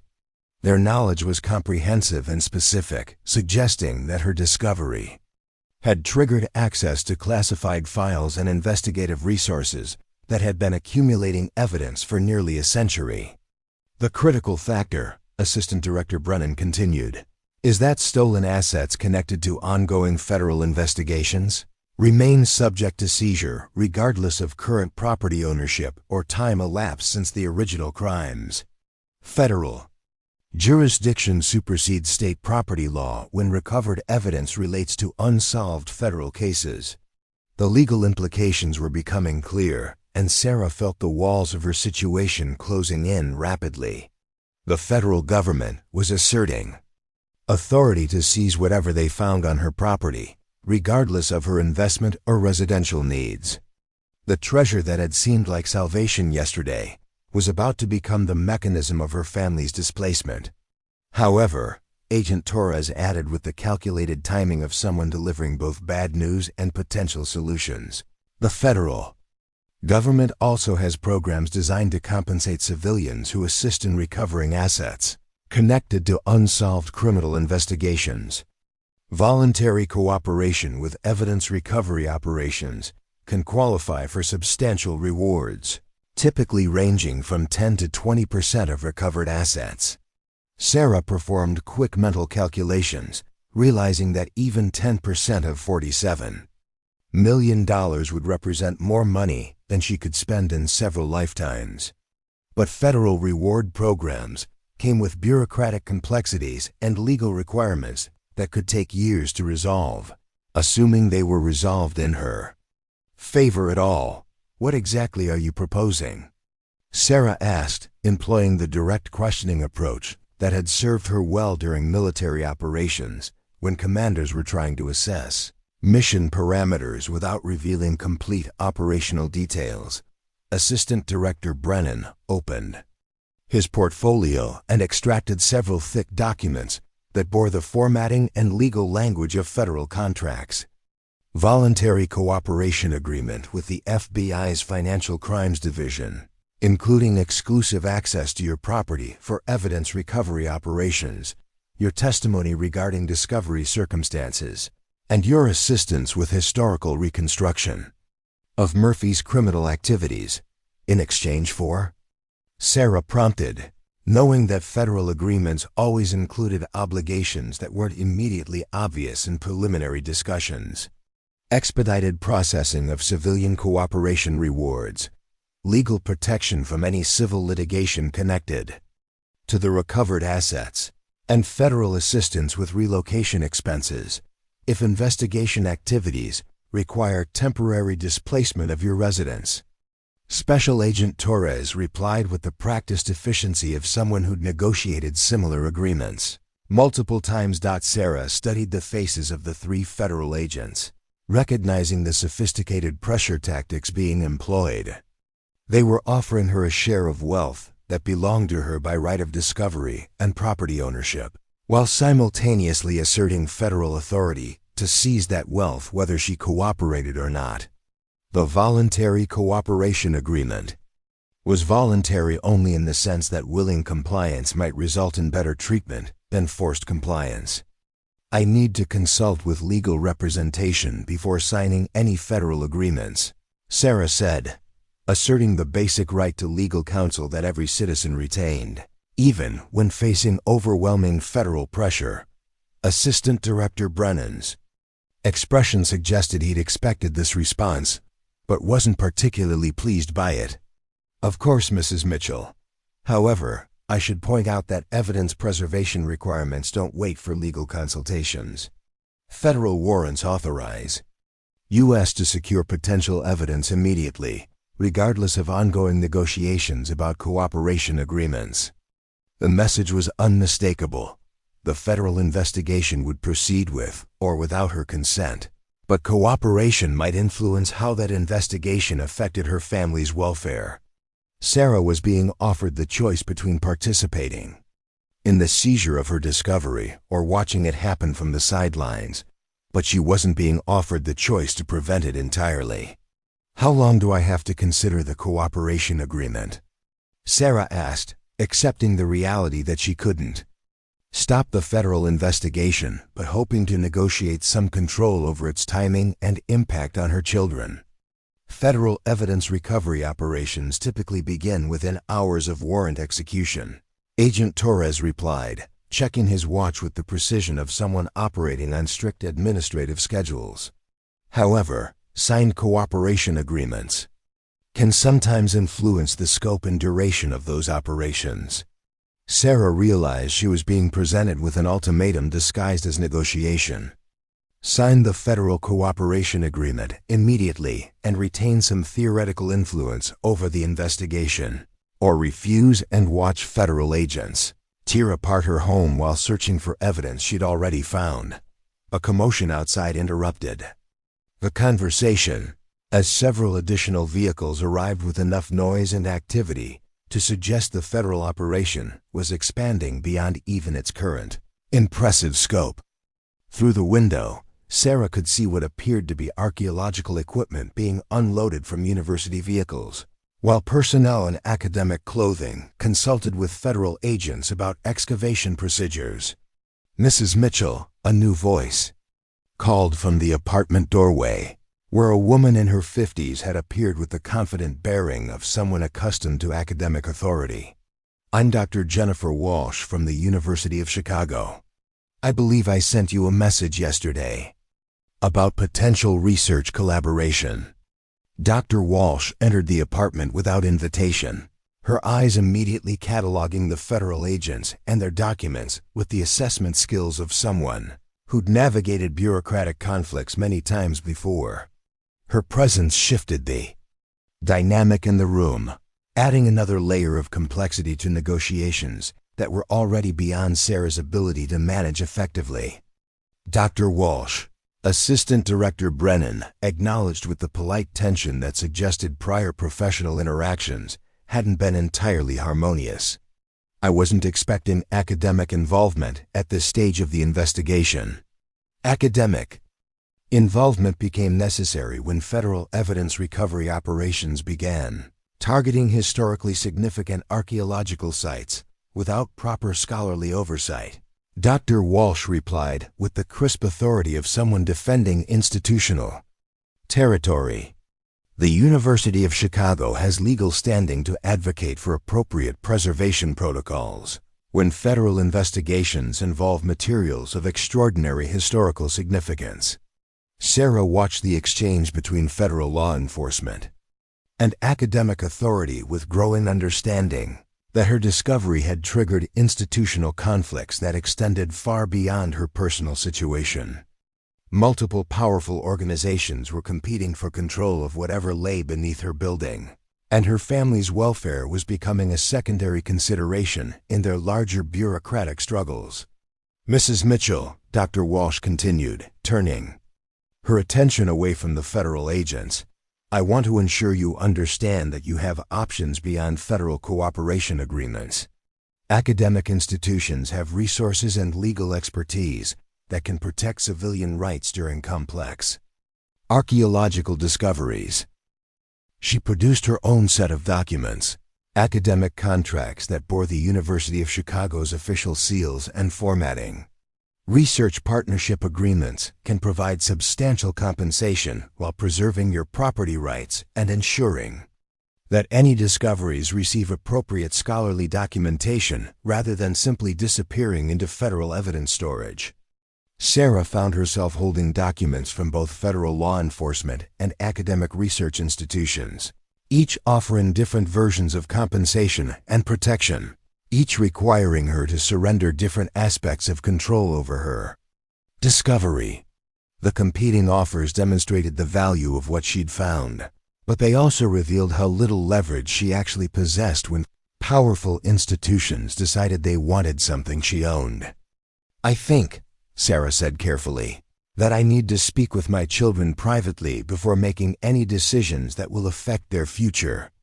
The statement was both reasonable and strategic, creating space for her to think while acknowledging the various parties' interests without committing to any particular course of action.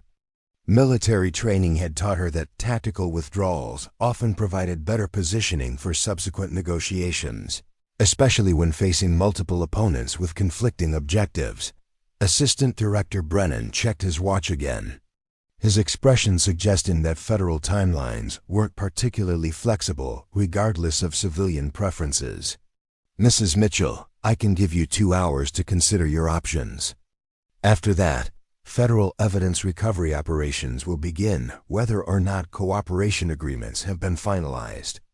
Dr. Walsh nodded in apparent agreement with the timeline, though her motivations were obviously different from federal law. Enforcement priorities. 2 hours should be sufficient to review academic partnership options and understand how university resources might protect your interests during the federal investigation. After the various officials left, Sarah stood in her apartment surrounded by legal documents and facing decisions that would determine her family's entire future. The chamber beneath the service bay held wealth beyond her imagination, but accessing that wealth required navigating federal investigations, academic politics, and legal complexities that could easily destroy everything she was trying to protect. Marcus and David had remained quiet during the adult negotiations, but she could see them processing the tension and uncertainty that filled their small apartment. Both boys looked at her with the expectant trust of children who believed their mother could solve any problem, a faith that felt simultaneously precious and terrifying given the circumstances she was trying to navigate. "Mom," David asked with his characteristic directness, "are those people going to take our house away?" Sarah sat on the couch between her sons, pulling them close while she tried to formulate an answer that balanced honesty with reassurance. "They want to search our house for something valuable that they think is hidden here. If they find what they're looking for, it might change our lives in ways I can't predict yet." "Good changes or bad changes?" Marcus asked with the sensitivity that made him both perceptive and vulnerable to adult stress. "That depends," Sarah replied, "on whether I can figure out how to protect what matters most while dealing with people who have more power and resources than we do." The federal agents had given her 2 hours to decide her family's fate, but Sarah understood that the real decision was simpler than the competing offers suggested. She could surrender control of her discovery to institutions that promised various forms of compensation, or she could try to maintain some control over the situation, despite being vastly outmatched by federal authority and academic resources. Neither option guaranteed her family's security, but one path offered the possibility of remaining active participants in their own fate, while the other reduced them to recipients of whatever consideration powerful institutions chose to provide. The chamber full of Capone's treasure lay beneath her feet, waiting to transform their lives in ways she was only beginning to understand. Sarah spent the next 90 minutes making phone calls that would either save her family or destroy their chances of emerging from this crisis intact. The first call went to Colonel James Martinez, the retired military officer who'd contacted her through her husband's network, and his response confirmed her instinct that military connections might provide resources unavailable through civilian channels. "Sarah, I've been tracking your situation through contacts in federal law enforcement," Colonel Martinez said without preamble. his voice carrying the authority of someone accustomed to operating in complex bureaucratic environments. What you've stumbled into isn't just about treasure or historical artifacts. This is about federal agencies that have been pursuing this particular case for 90 years, and they're not going to let civilian property rights interfere with finally closing it. The colonel's directness was both refreshing and terrifying, confirming Sarah's growing suspicion that the competing offers she'd received were designed to create an illusion of choice while ensuring federal control over whatever outcome emerged. "What are my actual options?" she asked, employing the military communication style that had served her well during deployment when time was limited and accurate information was critical. "Limited," Martinez replied honestly, "but not non-existent. I've been in contact with a legal team that specializes in civilian rights during federal asset seizure operations. They're expensive, but they understand how to navigate the bureaucratic complexity you're facing, and they've had success protecting property owners' interests when federal investigations involve recovered assets." Sarah felt a surge of hope tempered by practical concerns about resources she didn't possess. "I can't afford expensive legal representation. I bought this property with my last $600, and I have less than $50 left in my checking account. The legal team works on contingency for cases involving recovered assets," Martinez explained. "They take a percentage of whatever compensation you ultimately receive, but they don't require upfront payment.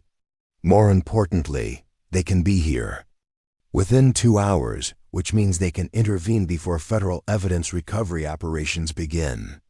The timing was crucial, and Sarah understood that her next decision would determine whether she faced the federal investigation with professional legal support or tried to navigate it alone with whatever protection the competing institutional offers might provide.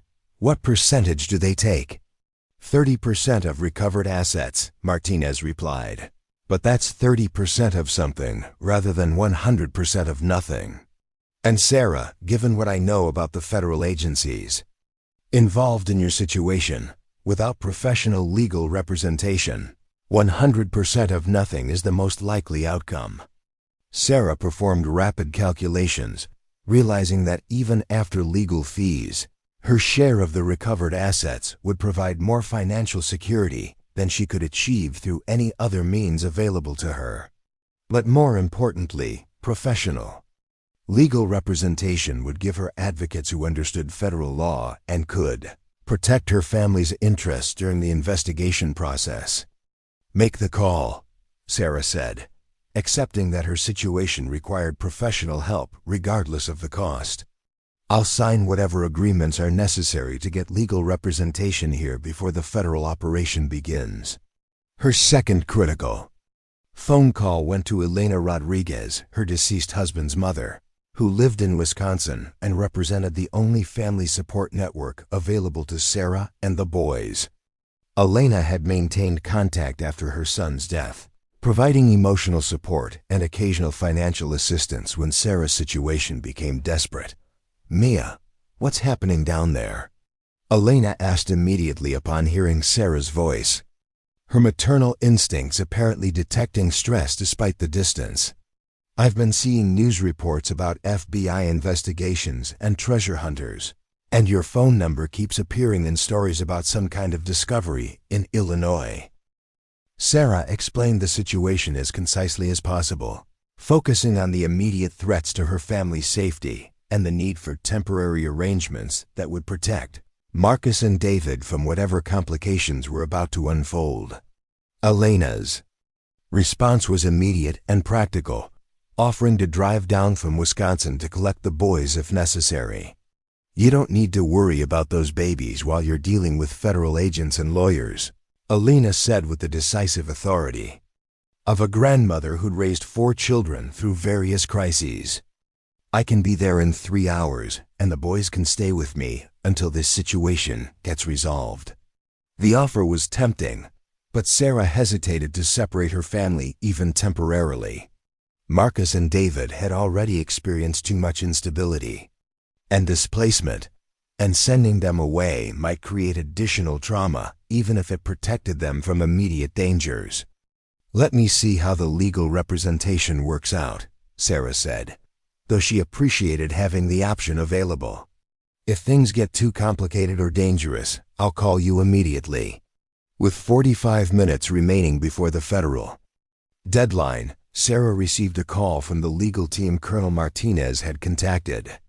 The lead attorney, Patricia Chun, had apparently reviewed the preliminary information about Sarah's case and was already en route to Cicero with a team of specialists in federal asset seizure law. "Mrs. Mitchell, I'm going to be direct with you because time is limited," Patricia said with the efficiency of someone who'd handled similar cases under pressure. "Federal agencies want to seize whatever you found and process it through their bureaucratic system, which could take years to resolve and might not result in any compensation for you at all. Academic institutions want to study your discovery, which provides better long-term protection, but limited immediate financial benefits." Sarah appreciated the lawyer's straightforward assessment, which aligned with her own analysis of the competing offers she'd received. "What's your recommendation?" "We challenge federal jurisdiction while negotiating academic partnership terms that protect your property rights," Patricia replied. "Federal agencies can seize evidence, but they can't seize real property without due process, and they can't prevent you from controlling access to your own land. Academic partnerships provide scholarly credibility that makes it harder for federal agencies to claim exclusive jurisdiction over historical discoveries." The legal strategy made sense, creating multiple layers of protection while preserving Sarah's ability to benefit from her discovery. But it also meant engaging in complex legal battles against federal agencies that possessed unlimited resources and decades of experience in asset seizure operations. "What are the risks?" Sarah asked, knowing that aggressive legal strategies often produced either complete victory or catastrophic defeat. Federal agencies might pursue criminal charges related to obstruction of justice or interference with federal investigations, Patricia admitted. But they'd have to prove that you knowingly concealed evidence from ongoing federal cases, which is difficult when you only discovered the evidence 48 hours ago and immediately became the target of multiple federal approaches. The legal analysis was reassuring, but Sarah understood that federal prosecutors had broad discretion in deciding which cases to pursue and how aggressively to pursue them. Antagonizing federal agencies carried risks that could affect not just her financial future, but her freedom and her children's welfare. "I'll sign your representation agreement," Sarah said, accepting that professional legal advocacy was essential regardless of the risks involved. "But I need guarantees that my children's safety and stability will be protected throughout this process." "That's our first priority," Patricia assured her. "Federal agencies understand that aggressive tactics against civilian families generate negative publicity and congressional oversight. Professional legal representation makes it much more difficult for them to employ intimidation or coercion." 20 minutes before the federal deadline, Patricia Chun arrived with a team of 3 additional attorneys and a paralegal who immediately transformed Sarah's small apartment into a command center for complex legal negotiations. The lawyers set up laptops and communication equipment with military efficiency, creating secure channels for coordinating with outside resources while preparing for immediate confrontation with federal agencies. "Mrs. Mitchell, we need you to sign these representation agreements immediately," Patricia said, producing documents that had apparently been prepared during her drive from Chicago. "Once you're officially represented, federal agents can't communicate with you directly about potential criminal liability or cooperation agreements." Sarah signed the legal documents quickly, feeling simultaneous relief and anxiety as she surrendered partial control of her situation to professionals who understood the system she was trying to navigate. The lawyers immediately began coordinating with federal agents through official channels, asserting their clients' rights while negotiating terms for the evidence recovery operation.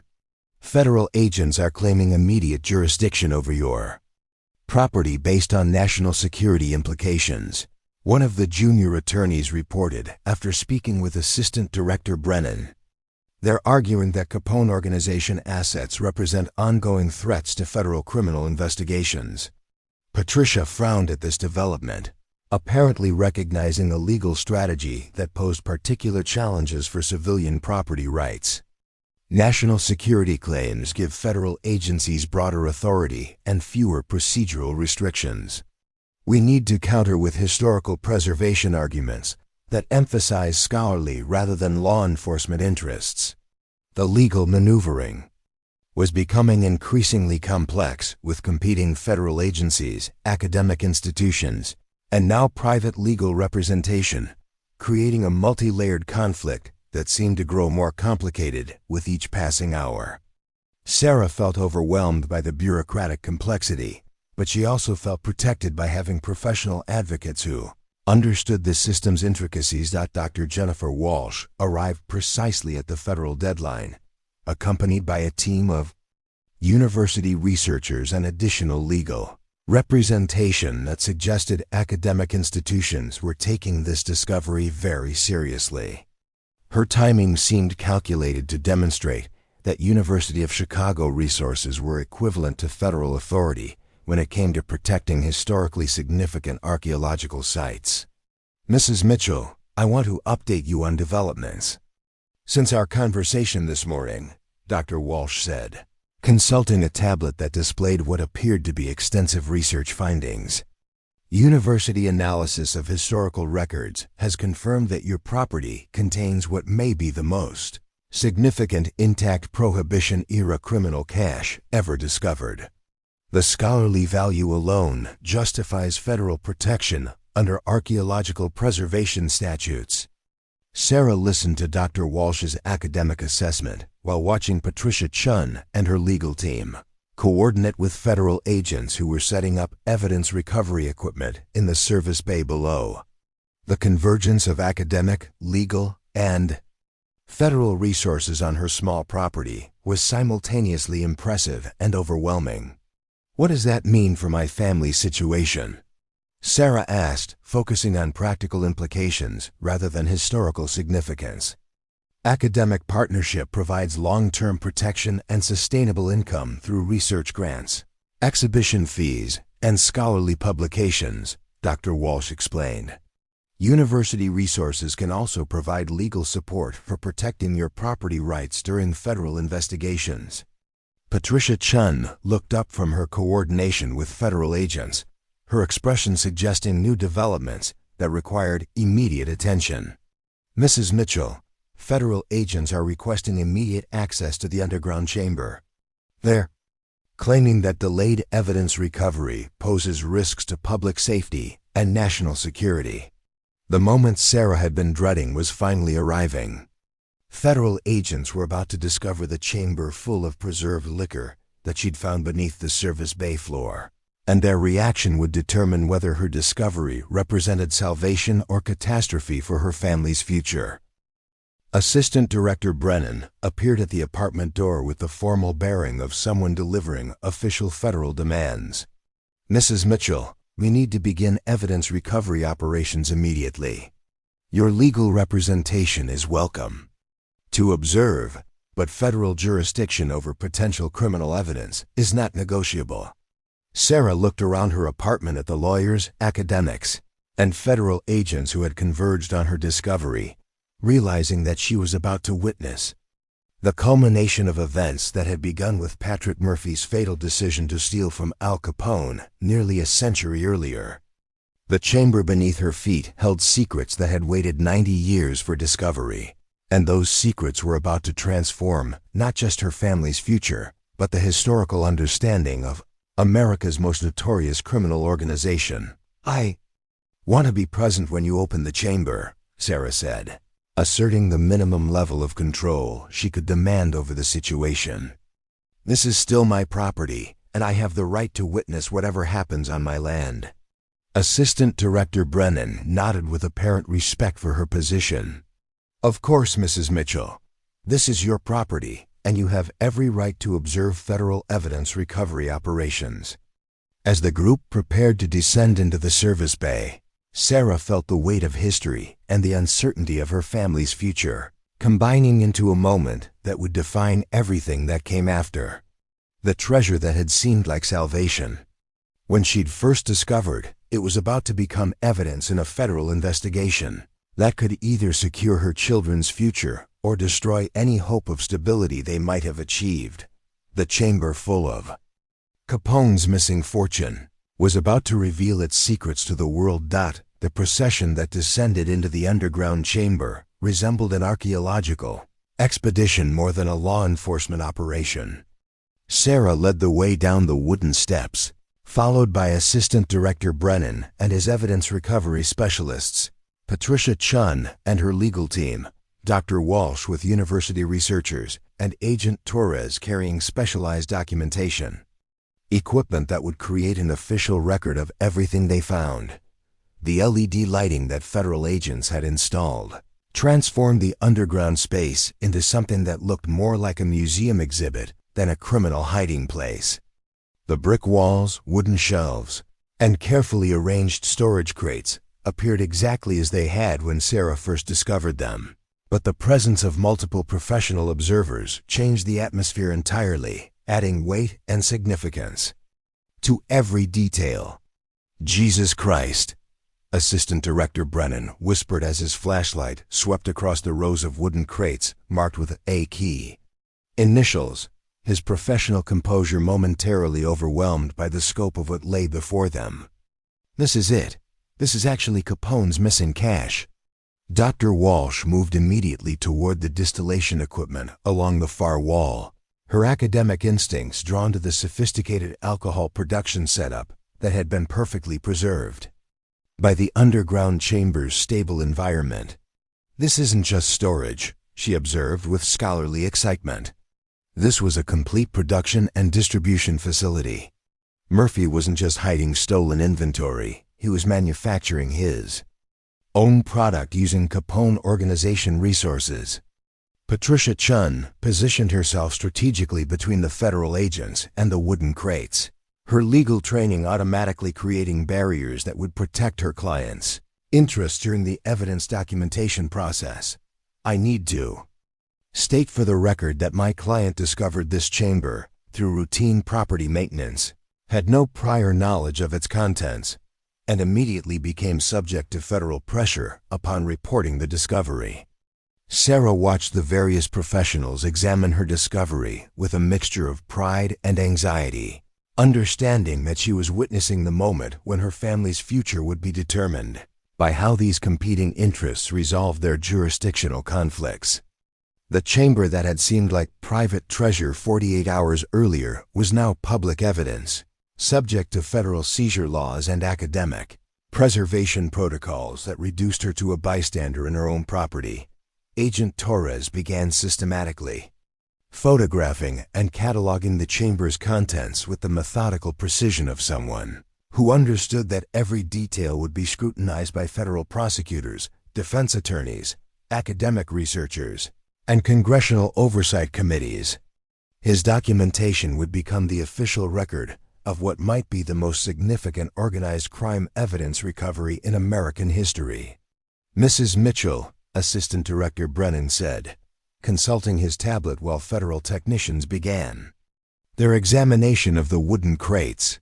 "Preliminary assessment suggests we're looking at approximately 400 cases of premium liquor, with individual bottles potentially worth thousands of dollars to collectors, plus historical significance that multiplies their value exponentially."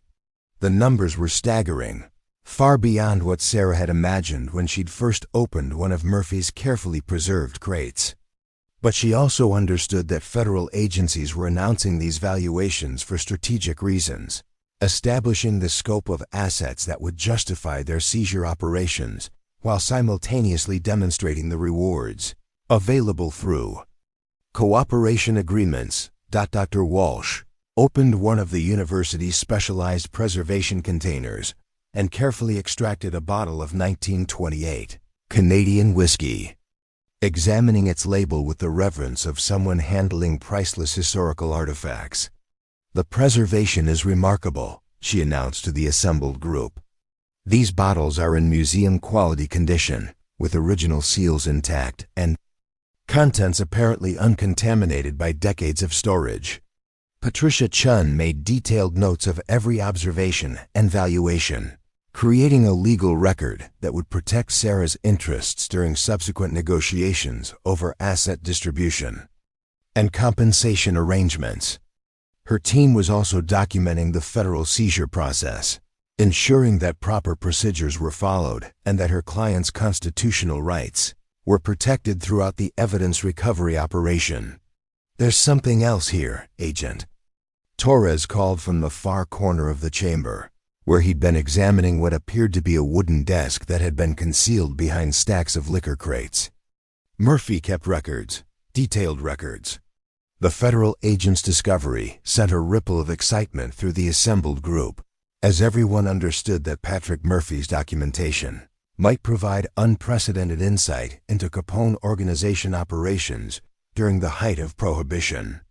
Financial records, distribution networks, and personnel information that had been lost to federal prosecutors in the 1930s might be perfectly preserved in Murphy's underground office. Sarah watched Agent Torres carefully photograph multiple ledger books before opening the first volume, his expression suggesting that Murphy's record-keeping was even more comprehensive than anyone had expected. The federal agent's careful documentation of the ledgers indicated that these records would become crucial evidence in historical research, as well as potential federal prosecutions of any surviving criminal networks. "This is extraordinary, Agent," Torres announced after examining the first few pages of Murphy's primary ledger. Murphy documented every transaction, every shipment, every contact within the Capone organization.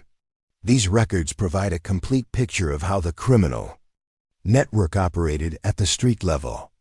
Dr. Walsh positioned herself to observe the ledger examination, her academic credentials giving her standing to advocate for scholarly access to historical documents that might otherwise disappear into federal evidence storage. University resources should be involved in analyzing these records. Their historical significance extends far beyond law enforcement applications.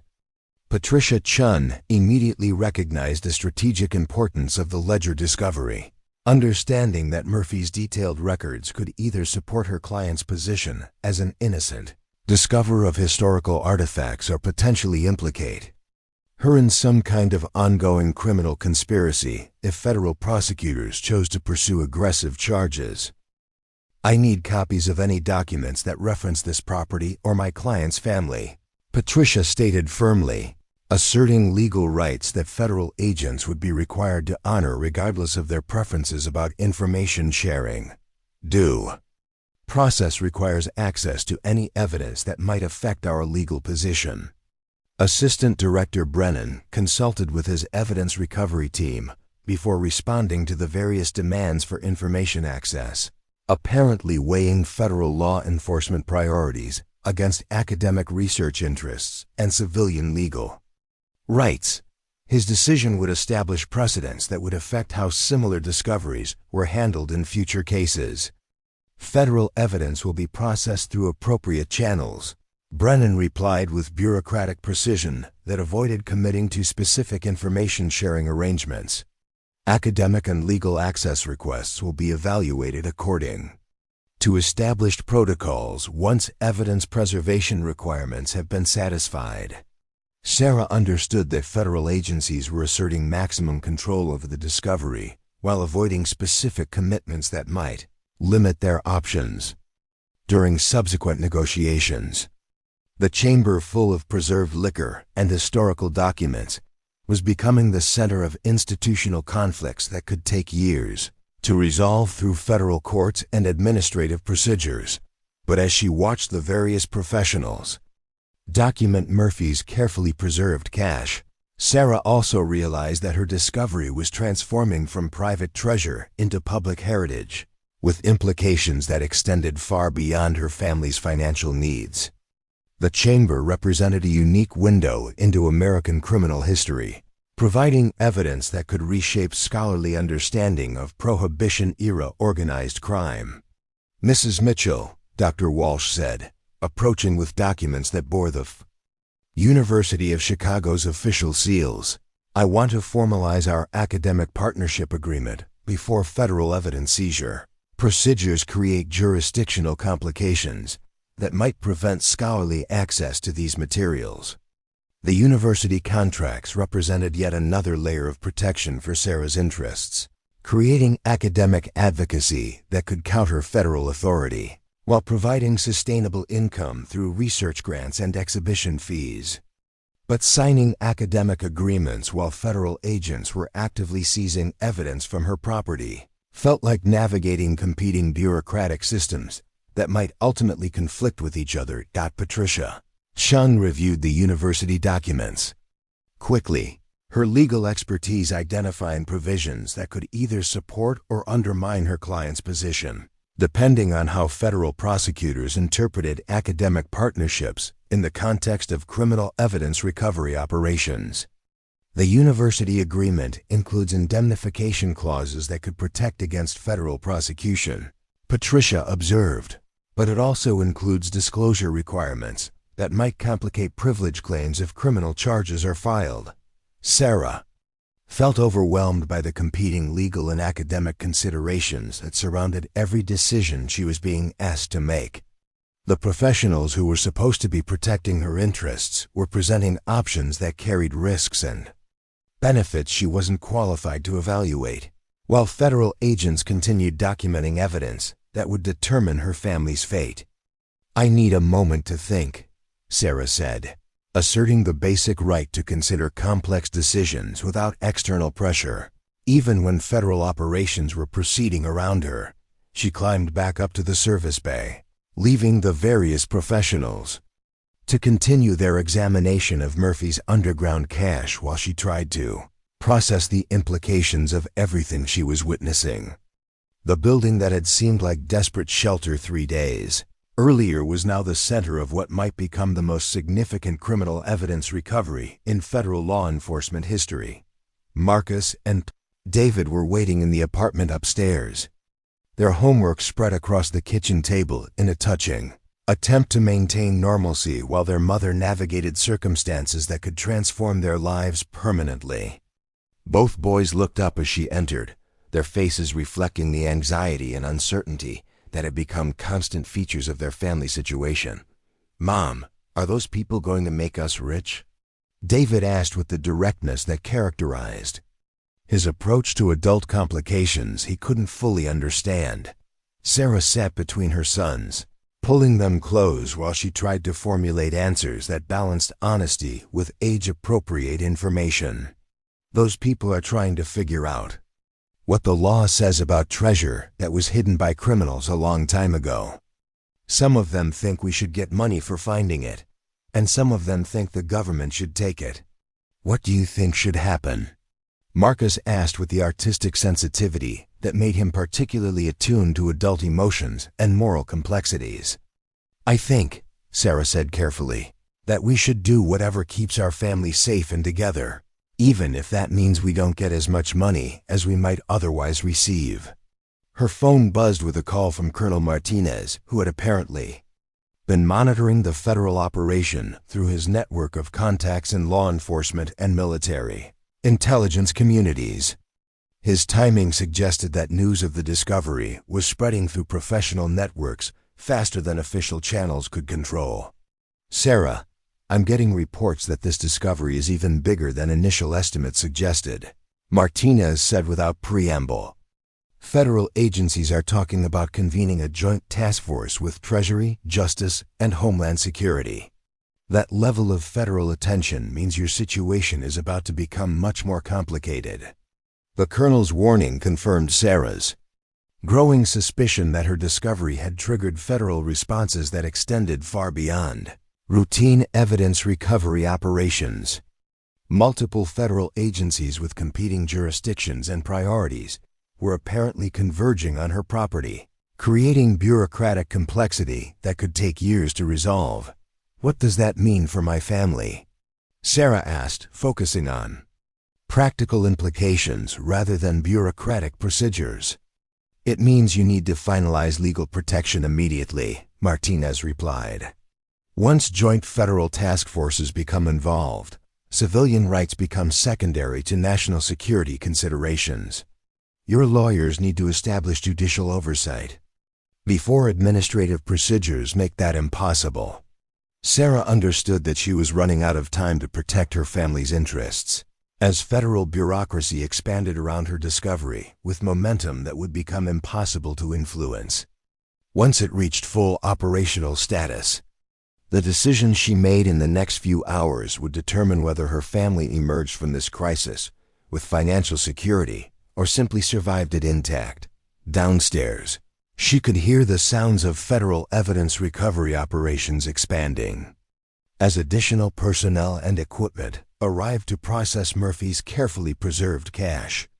The chamber that had been her secret discovery for 3 days was becoming a major federal crime scene, with all the legal complications and media attention that such designation implied. Patricia Chun appeared at the apartment door with documents that apparently required immediate attention, her expression suggesting that federal procedures were accelerating beyond the timelines she'd initially expected to manage. Mrs. Mitchell, federal agencies are filing for expedited asset seizure authorization, Patricia announced with the urgency of someone delivering news that required immediate response. We need to file counter motions within the next 2 hours, or your property rights could be permanently compromised. The legal battle for control of Murphy's treasure was beginning in earnest, with Sarah's family caught between federal authority and constitutional protections in a conflict that would determine not just their financial future, but their continued residence in the home they'd finally found. The chamber full of Capone's missing fortune had transformed from hidden treasure into evidence in what might become the most complex asset seizure case in federal law enforcement history. 6 months later, Sarah Mitchell stood before a packed auditorium at the University of Chicago, preparing to address an audience that included federal prosecutors, academic researchers, documentary filmmakers, and families who'd driven hundreds of miles to hear her story. The transformation in her appearance was striking. Gone was the desperate single mother in worn military fatigues, replaced by a confident woman in professional attire who'd become an unlikely expert in federal asset recovery law and historical preservation. When I spent my last $600 on that abandoned gas station, Sarah began, her voice carrying the authority of someone who'd survived federal investigations and emerged victorious, I thought I was buying shelter for my children. I had no idea I was purchasing a piece of American history that would change everything. The legal battle had been epic. Patricia Chun's aggressive strategy of challenging federal jurisdiction while negotiating academic partnerships had created a precedent-setting case that reached the Supreme Court. The justices had ruled that civilian discoverers of historical assets maintained property rights even when those assets connected to federal criminal investigations, provided the discovery was reported promptly and cooperation was maintained throughout the recovery process. Sarah's cooperation agreement with federal agencies had ultimately proven more valuable than anyone initially expected. Murphy's detailed ledgers had provided evidence that closed 17 cold cases dating back to the 1930s, including the murders of 3 federal agents whose killers had never been identified. The information had also revealed the locations of 4 additional Capone organization caches, generating recoveries that totaled over $200 million in contemporary value. Under federal asset recovery programs, Sarah's family had received a 40% share of all recovered assets, including the original cash beneath their gas station. After legal fees and taxes, they'd netted approximately $31 million, enough to secure their financial future for generations while funding college educations, medical care, and every stability Sarah had ever dreamed of providing her children. But the money had been only part of the transformation. The Mitchell Family Foundation, established with their windfall, had become a national resource for families facing displacement due to economic hardship.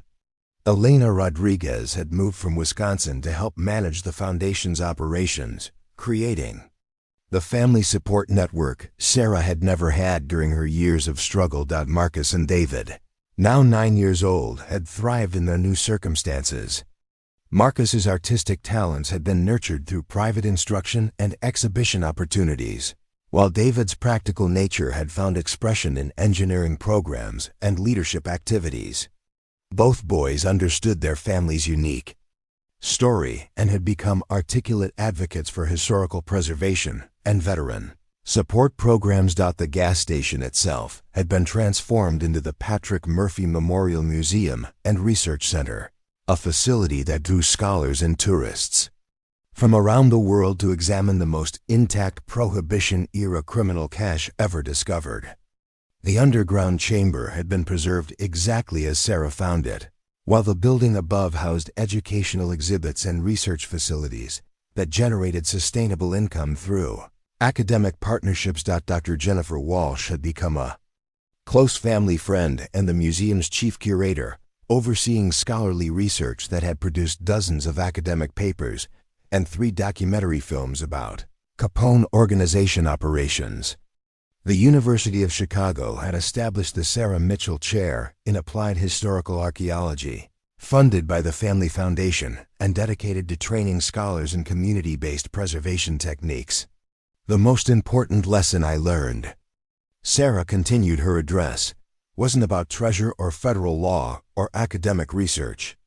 It was about the power of community and the importance of refusing to give up when circumstances seem impossible. The foundation had purchased and preserved 17 properties where families faced displacement due to economic hardship, creating a network of community-supported housing that allowed families to maintain stability while developing economic independence. The program had attracted national attention and federal funding, becoming a model for addressing homelessness and housing insecurity throughout the United States. Colonel Martinez had joined the Foundation's board of directors, bringing military expertise to programs supporting veteran families transitioning to civilian life. His network of contacts had helped dozens of veterans find employment, housing, and educational opportunities while navigating bureaucratic systems that often seemed designed to frustrate rather than assist. Sarah's story had attracted international media attention, inspiring families around the world who faced similar economic desperation. The book she'd co-authored with Dr. Walsh, Beneath the Surface: How Historical Discovery Can Transform Communities, had become required reading in social work and public policy programs, while speaking engagements provided additional income that supported the Foundation's expanding operations. But perhaps the most meaningful transformation had been personal. Sarah had completed her bachelor's degree in history through the University of Chicago's adult education program, then pursued a master's degree in public administration focused on community development and historic preservation. Her academic work had been informed by lived experience in ways that traditional scholarship couldn't replicate. When I see families counting their last dollars and facing impossible choices, Sarah told the university audience, I remember that desperation and hope can coexist, that survival and dignity aren't mutually exclusive, and that sometimes our greatest discoveries come from the courage to keep digging when everything seems hopeless. The Foundation's latest project involved working with Native American tribes to identify and preserve archaeological sites that might otherwise be lost to commercial development. Sarah's experience navigating federal bureaucracy and protecting community interests had proven valuable in situations where traditional power structures often marginalized. Indigenous Voices. Marcus had started a YouTube channel documenting the family's ongoing work, creating content that reached younger audiences and demonstrated how historical preservation could be both educational and exciting. His videos had attracted hundreds of thousands of subscribers and had inspired other children to explore their own communities. Hidden Histories. The gas station's success had transformed Cicero itself, bringing tourism revenue and national recognition to a community that had struggled with economic decline for decades. Local businesses had thrived from the increased attention, while property values had risen enough to benefit longtime residents without displacing them through gentrification. Our story proves that ordinary people can make extraordinary differences. Sarah concluded her address, not through special talents or unique advantages, but through persistence, integrity, and willingness to ask for help when facing challenges bigger than we can handle alone. The standing ovation that followed lasted several minutes, but Sarah's attention was drawn to Marcus and David in the front row, both boys beaming with pride at their mother's achievements. Elena sat beside them, tears in her eyes as she witnessed the culmination of a journey that had begun with a desperate phone call about eviction notices and ended with national recognition for community service. After the presentation, as Sarah signed books and answered questions from audience members, she reflected on the path that had brought her family from homelessness to prosperity through historical discovery and community support. The treasure beneath the gas station had provided financial security, but the relationships and purpose they'd discovered along the way had proven even more valuable. The Mitchell family story had become proof that America's promise of opportunity remained real for those with courage to pursue it, even when circumstances seemed hopeless. Sarah's journey from desperate single mother to national advocate demonstrated that individual determination, combined with community support and institutional justice, could still transform lives in remarkable ways. As evening settled over Chicago, and the family prepared to return home to their renovated gas station, Sarah understood that their story would continue evolving, inspiring others while creating new opportunities for service and discovery. The chamber beneath their feet had yielded its treasures, but the most valuable discoveries, purpose, community, and hope remained inexhaustible resources that would enrich their lives for decades to come. If this incredible journey of transformation and discovery moved you, make sure to hit that subscribe button and ring the notification bell so you never miss our stories of ordinary people achieving extraordinary things. Share this video with someone who needs to remember that hope can emerge from the most desperate circumstances. And let us know in the comments what hidden treasures might be waiting in your own community. Tomorrow we've got another amazing story of courage and discovery that will remind you why the most valuable things in life are often found in the most unexpected places. Until then, keep digging deeper. You never know what miracles are waiting just beneath the surface.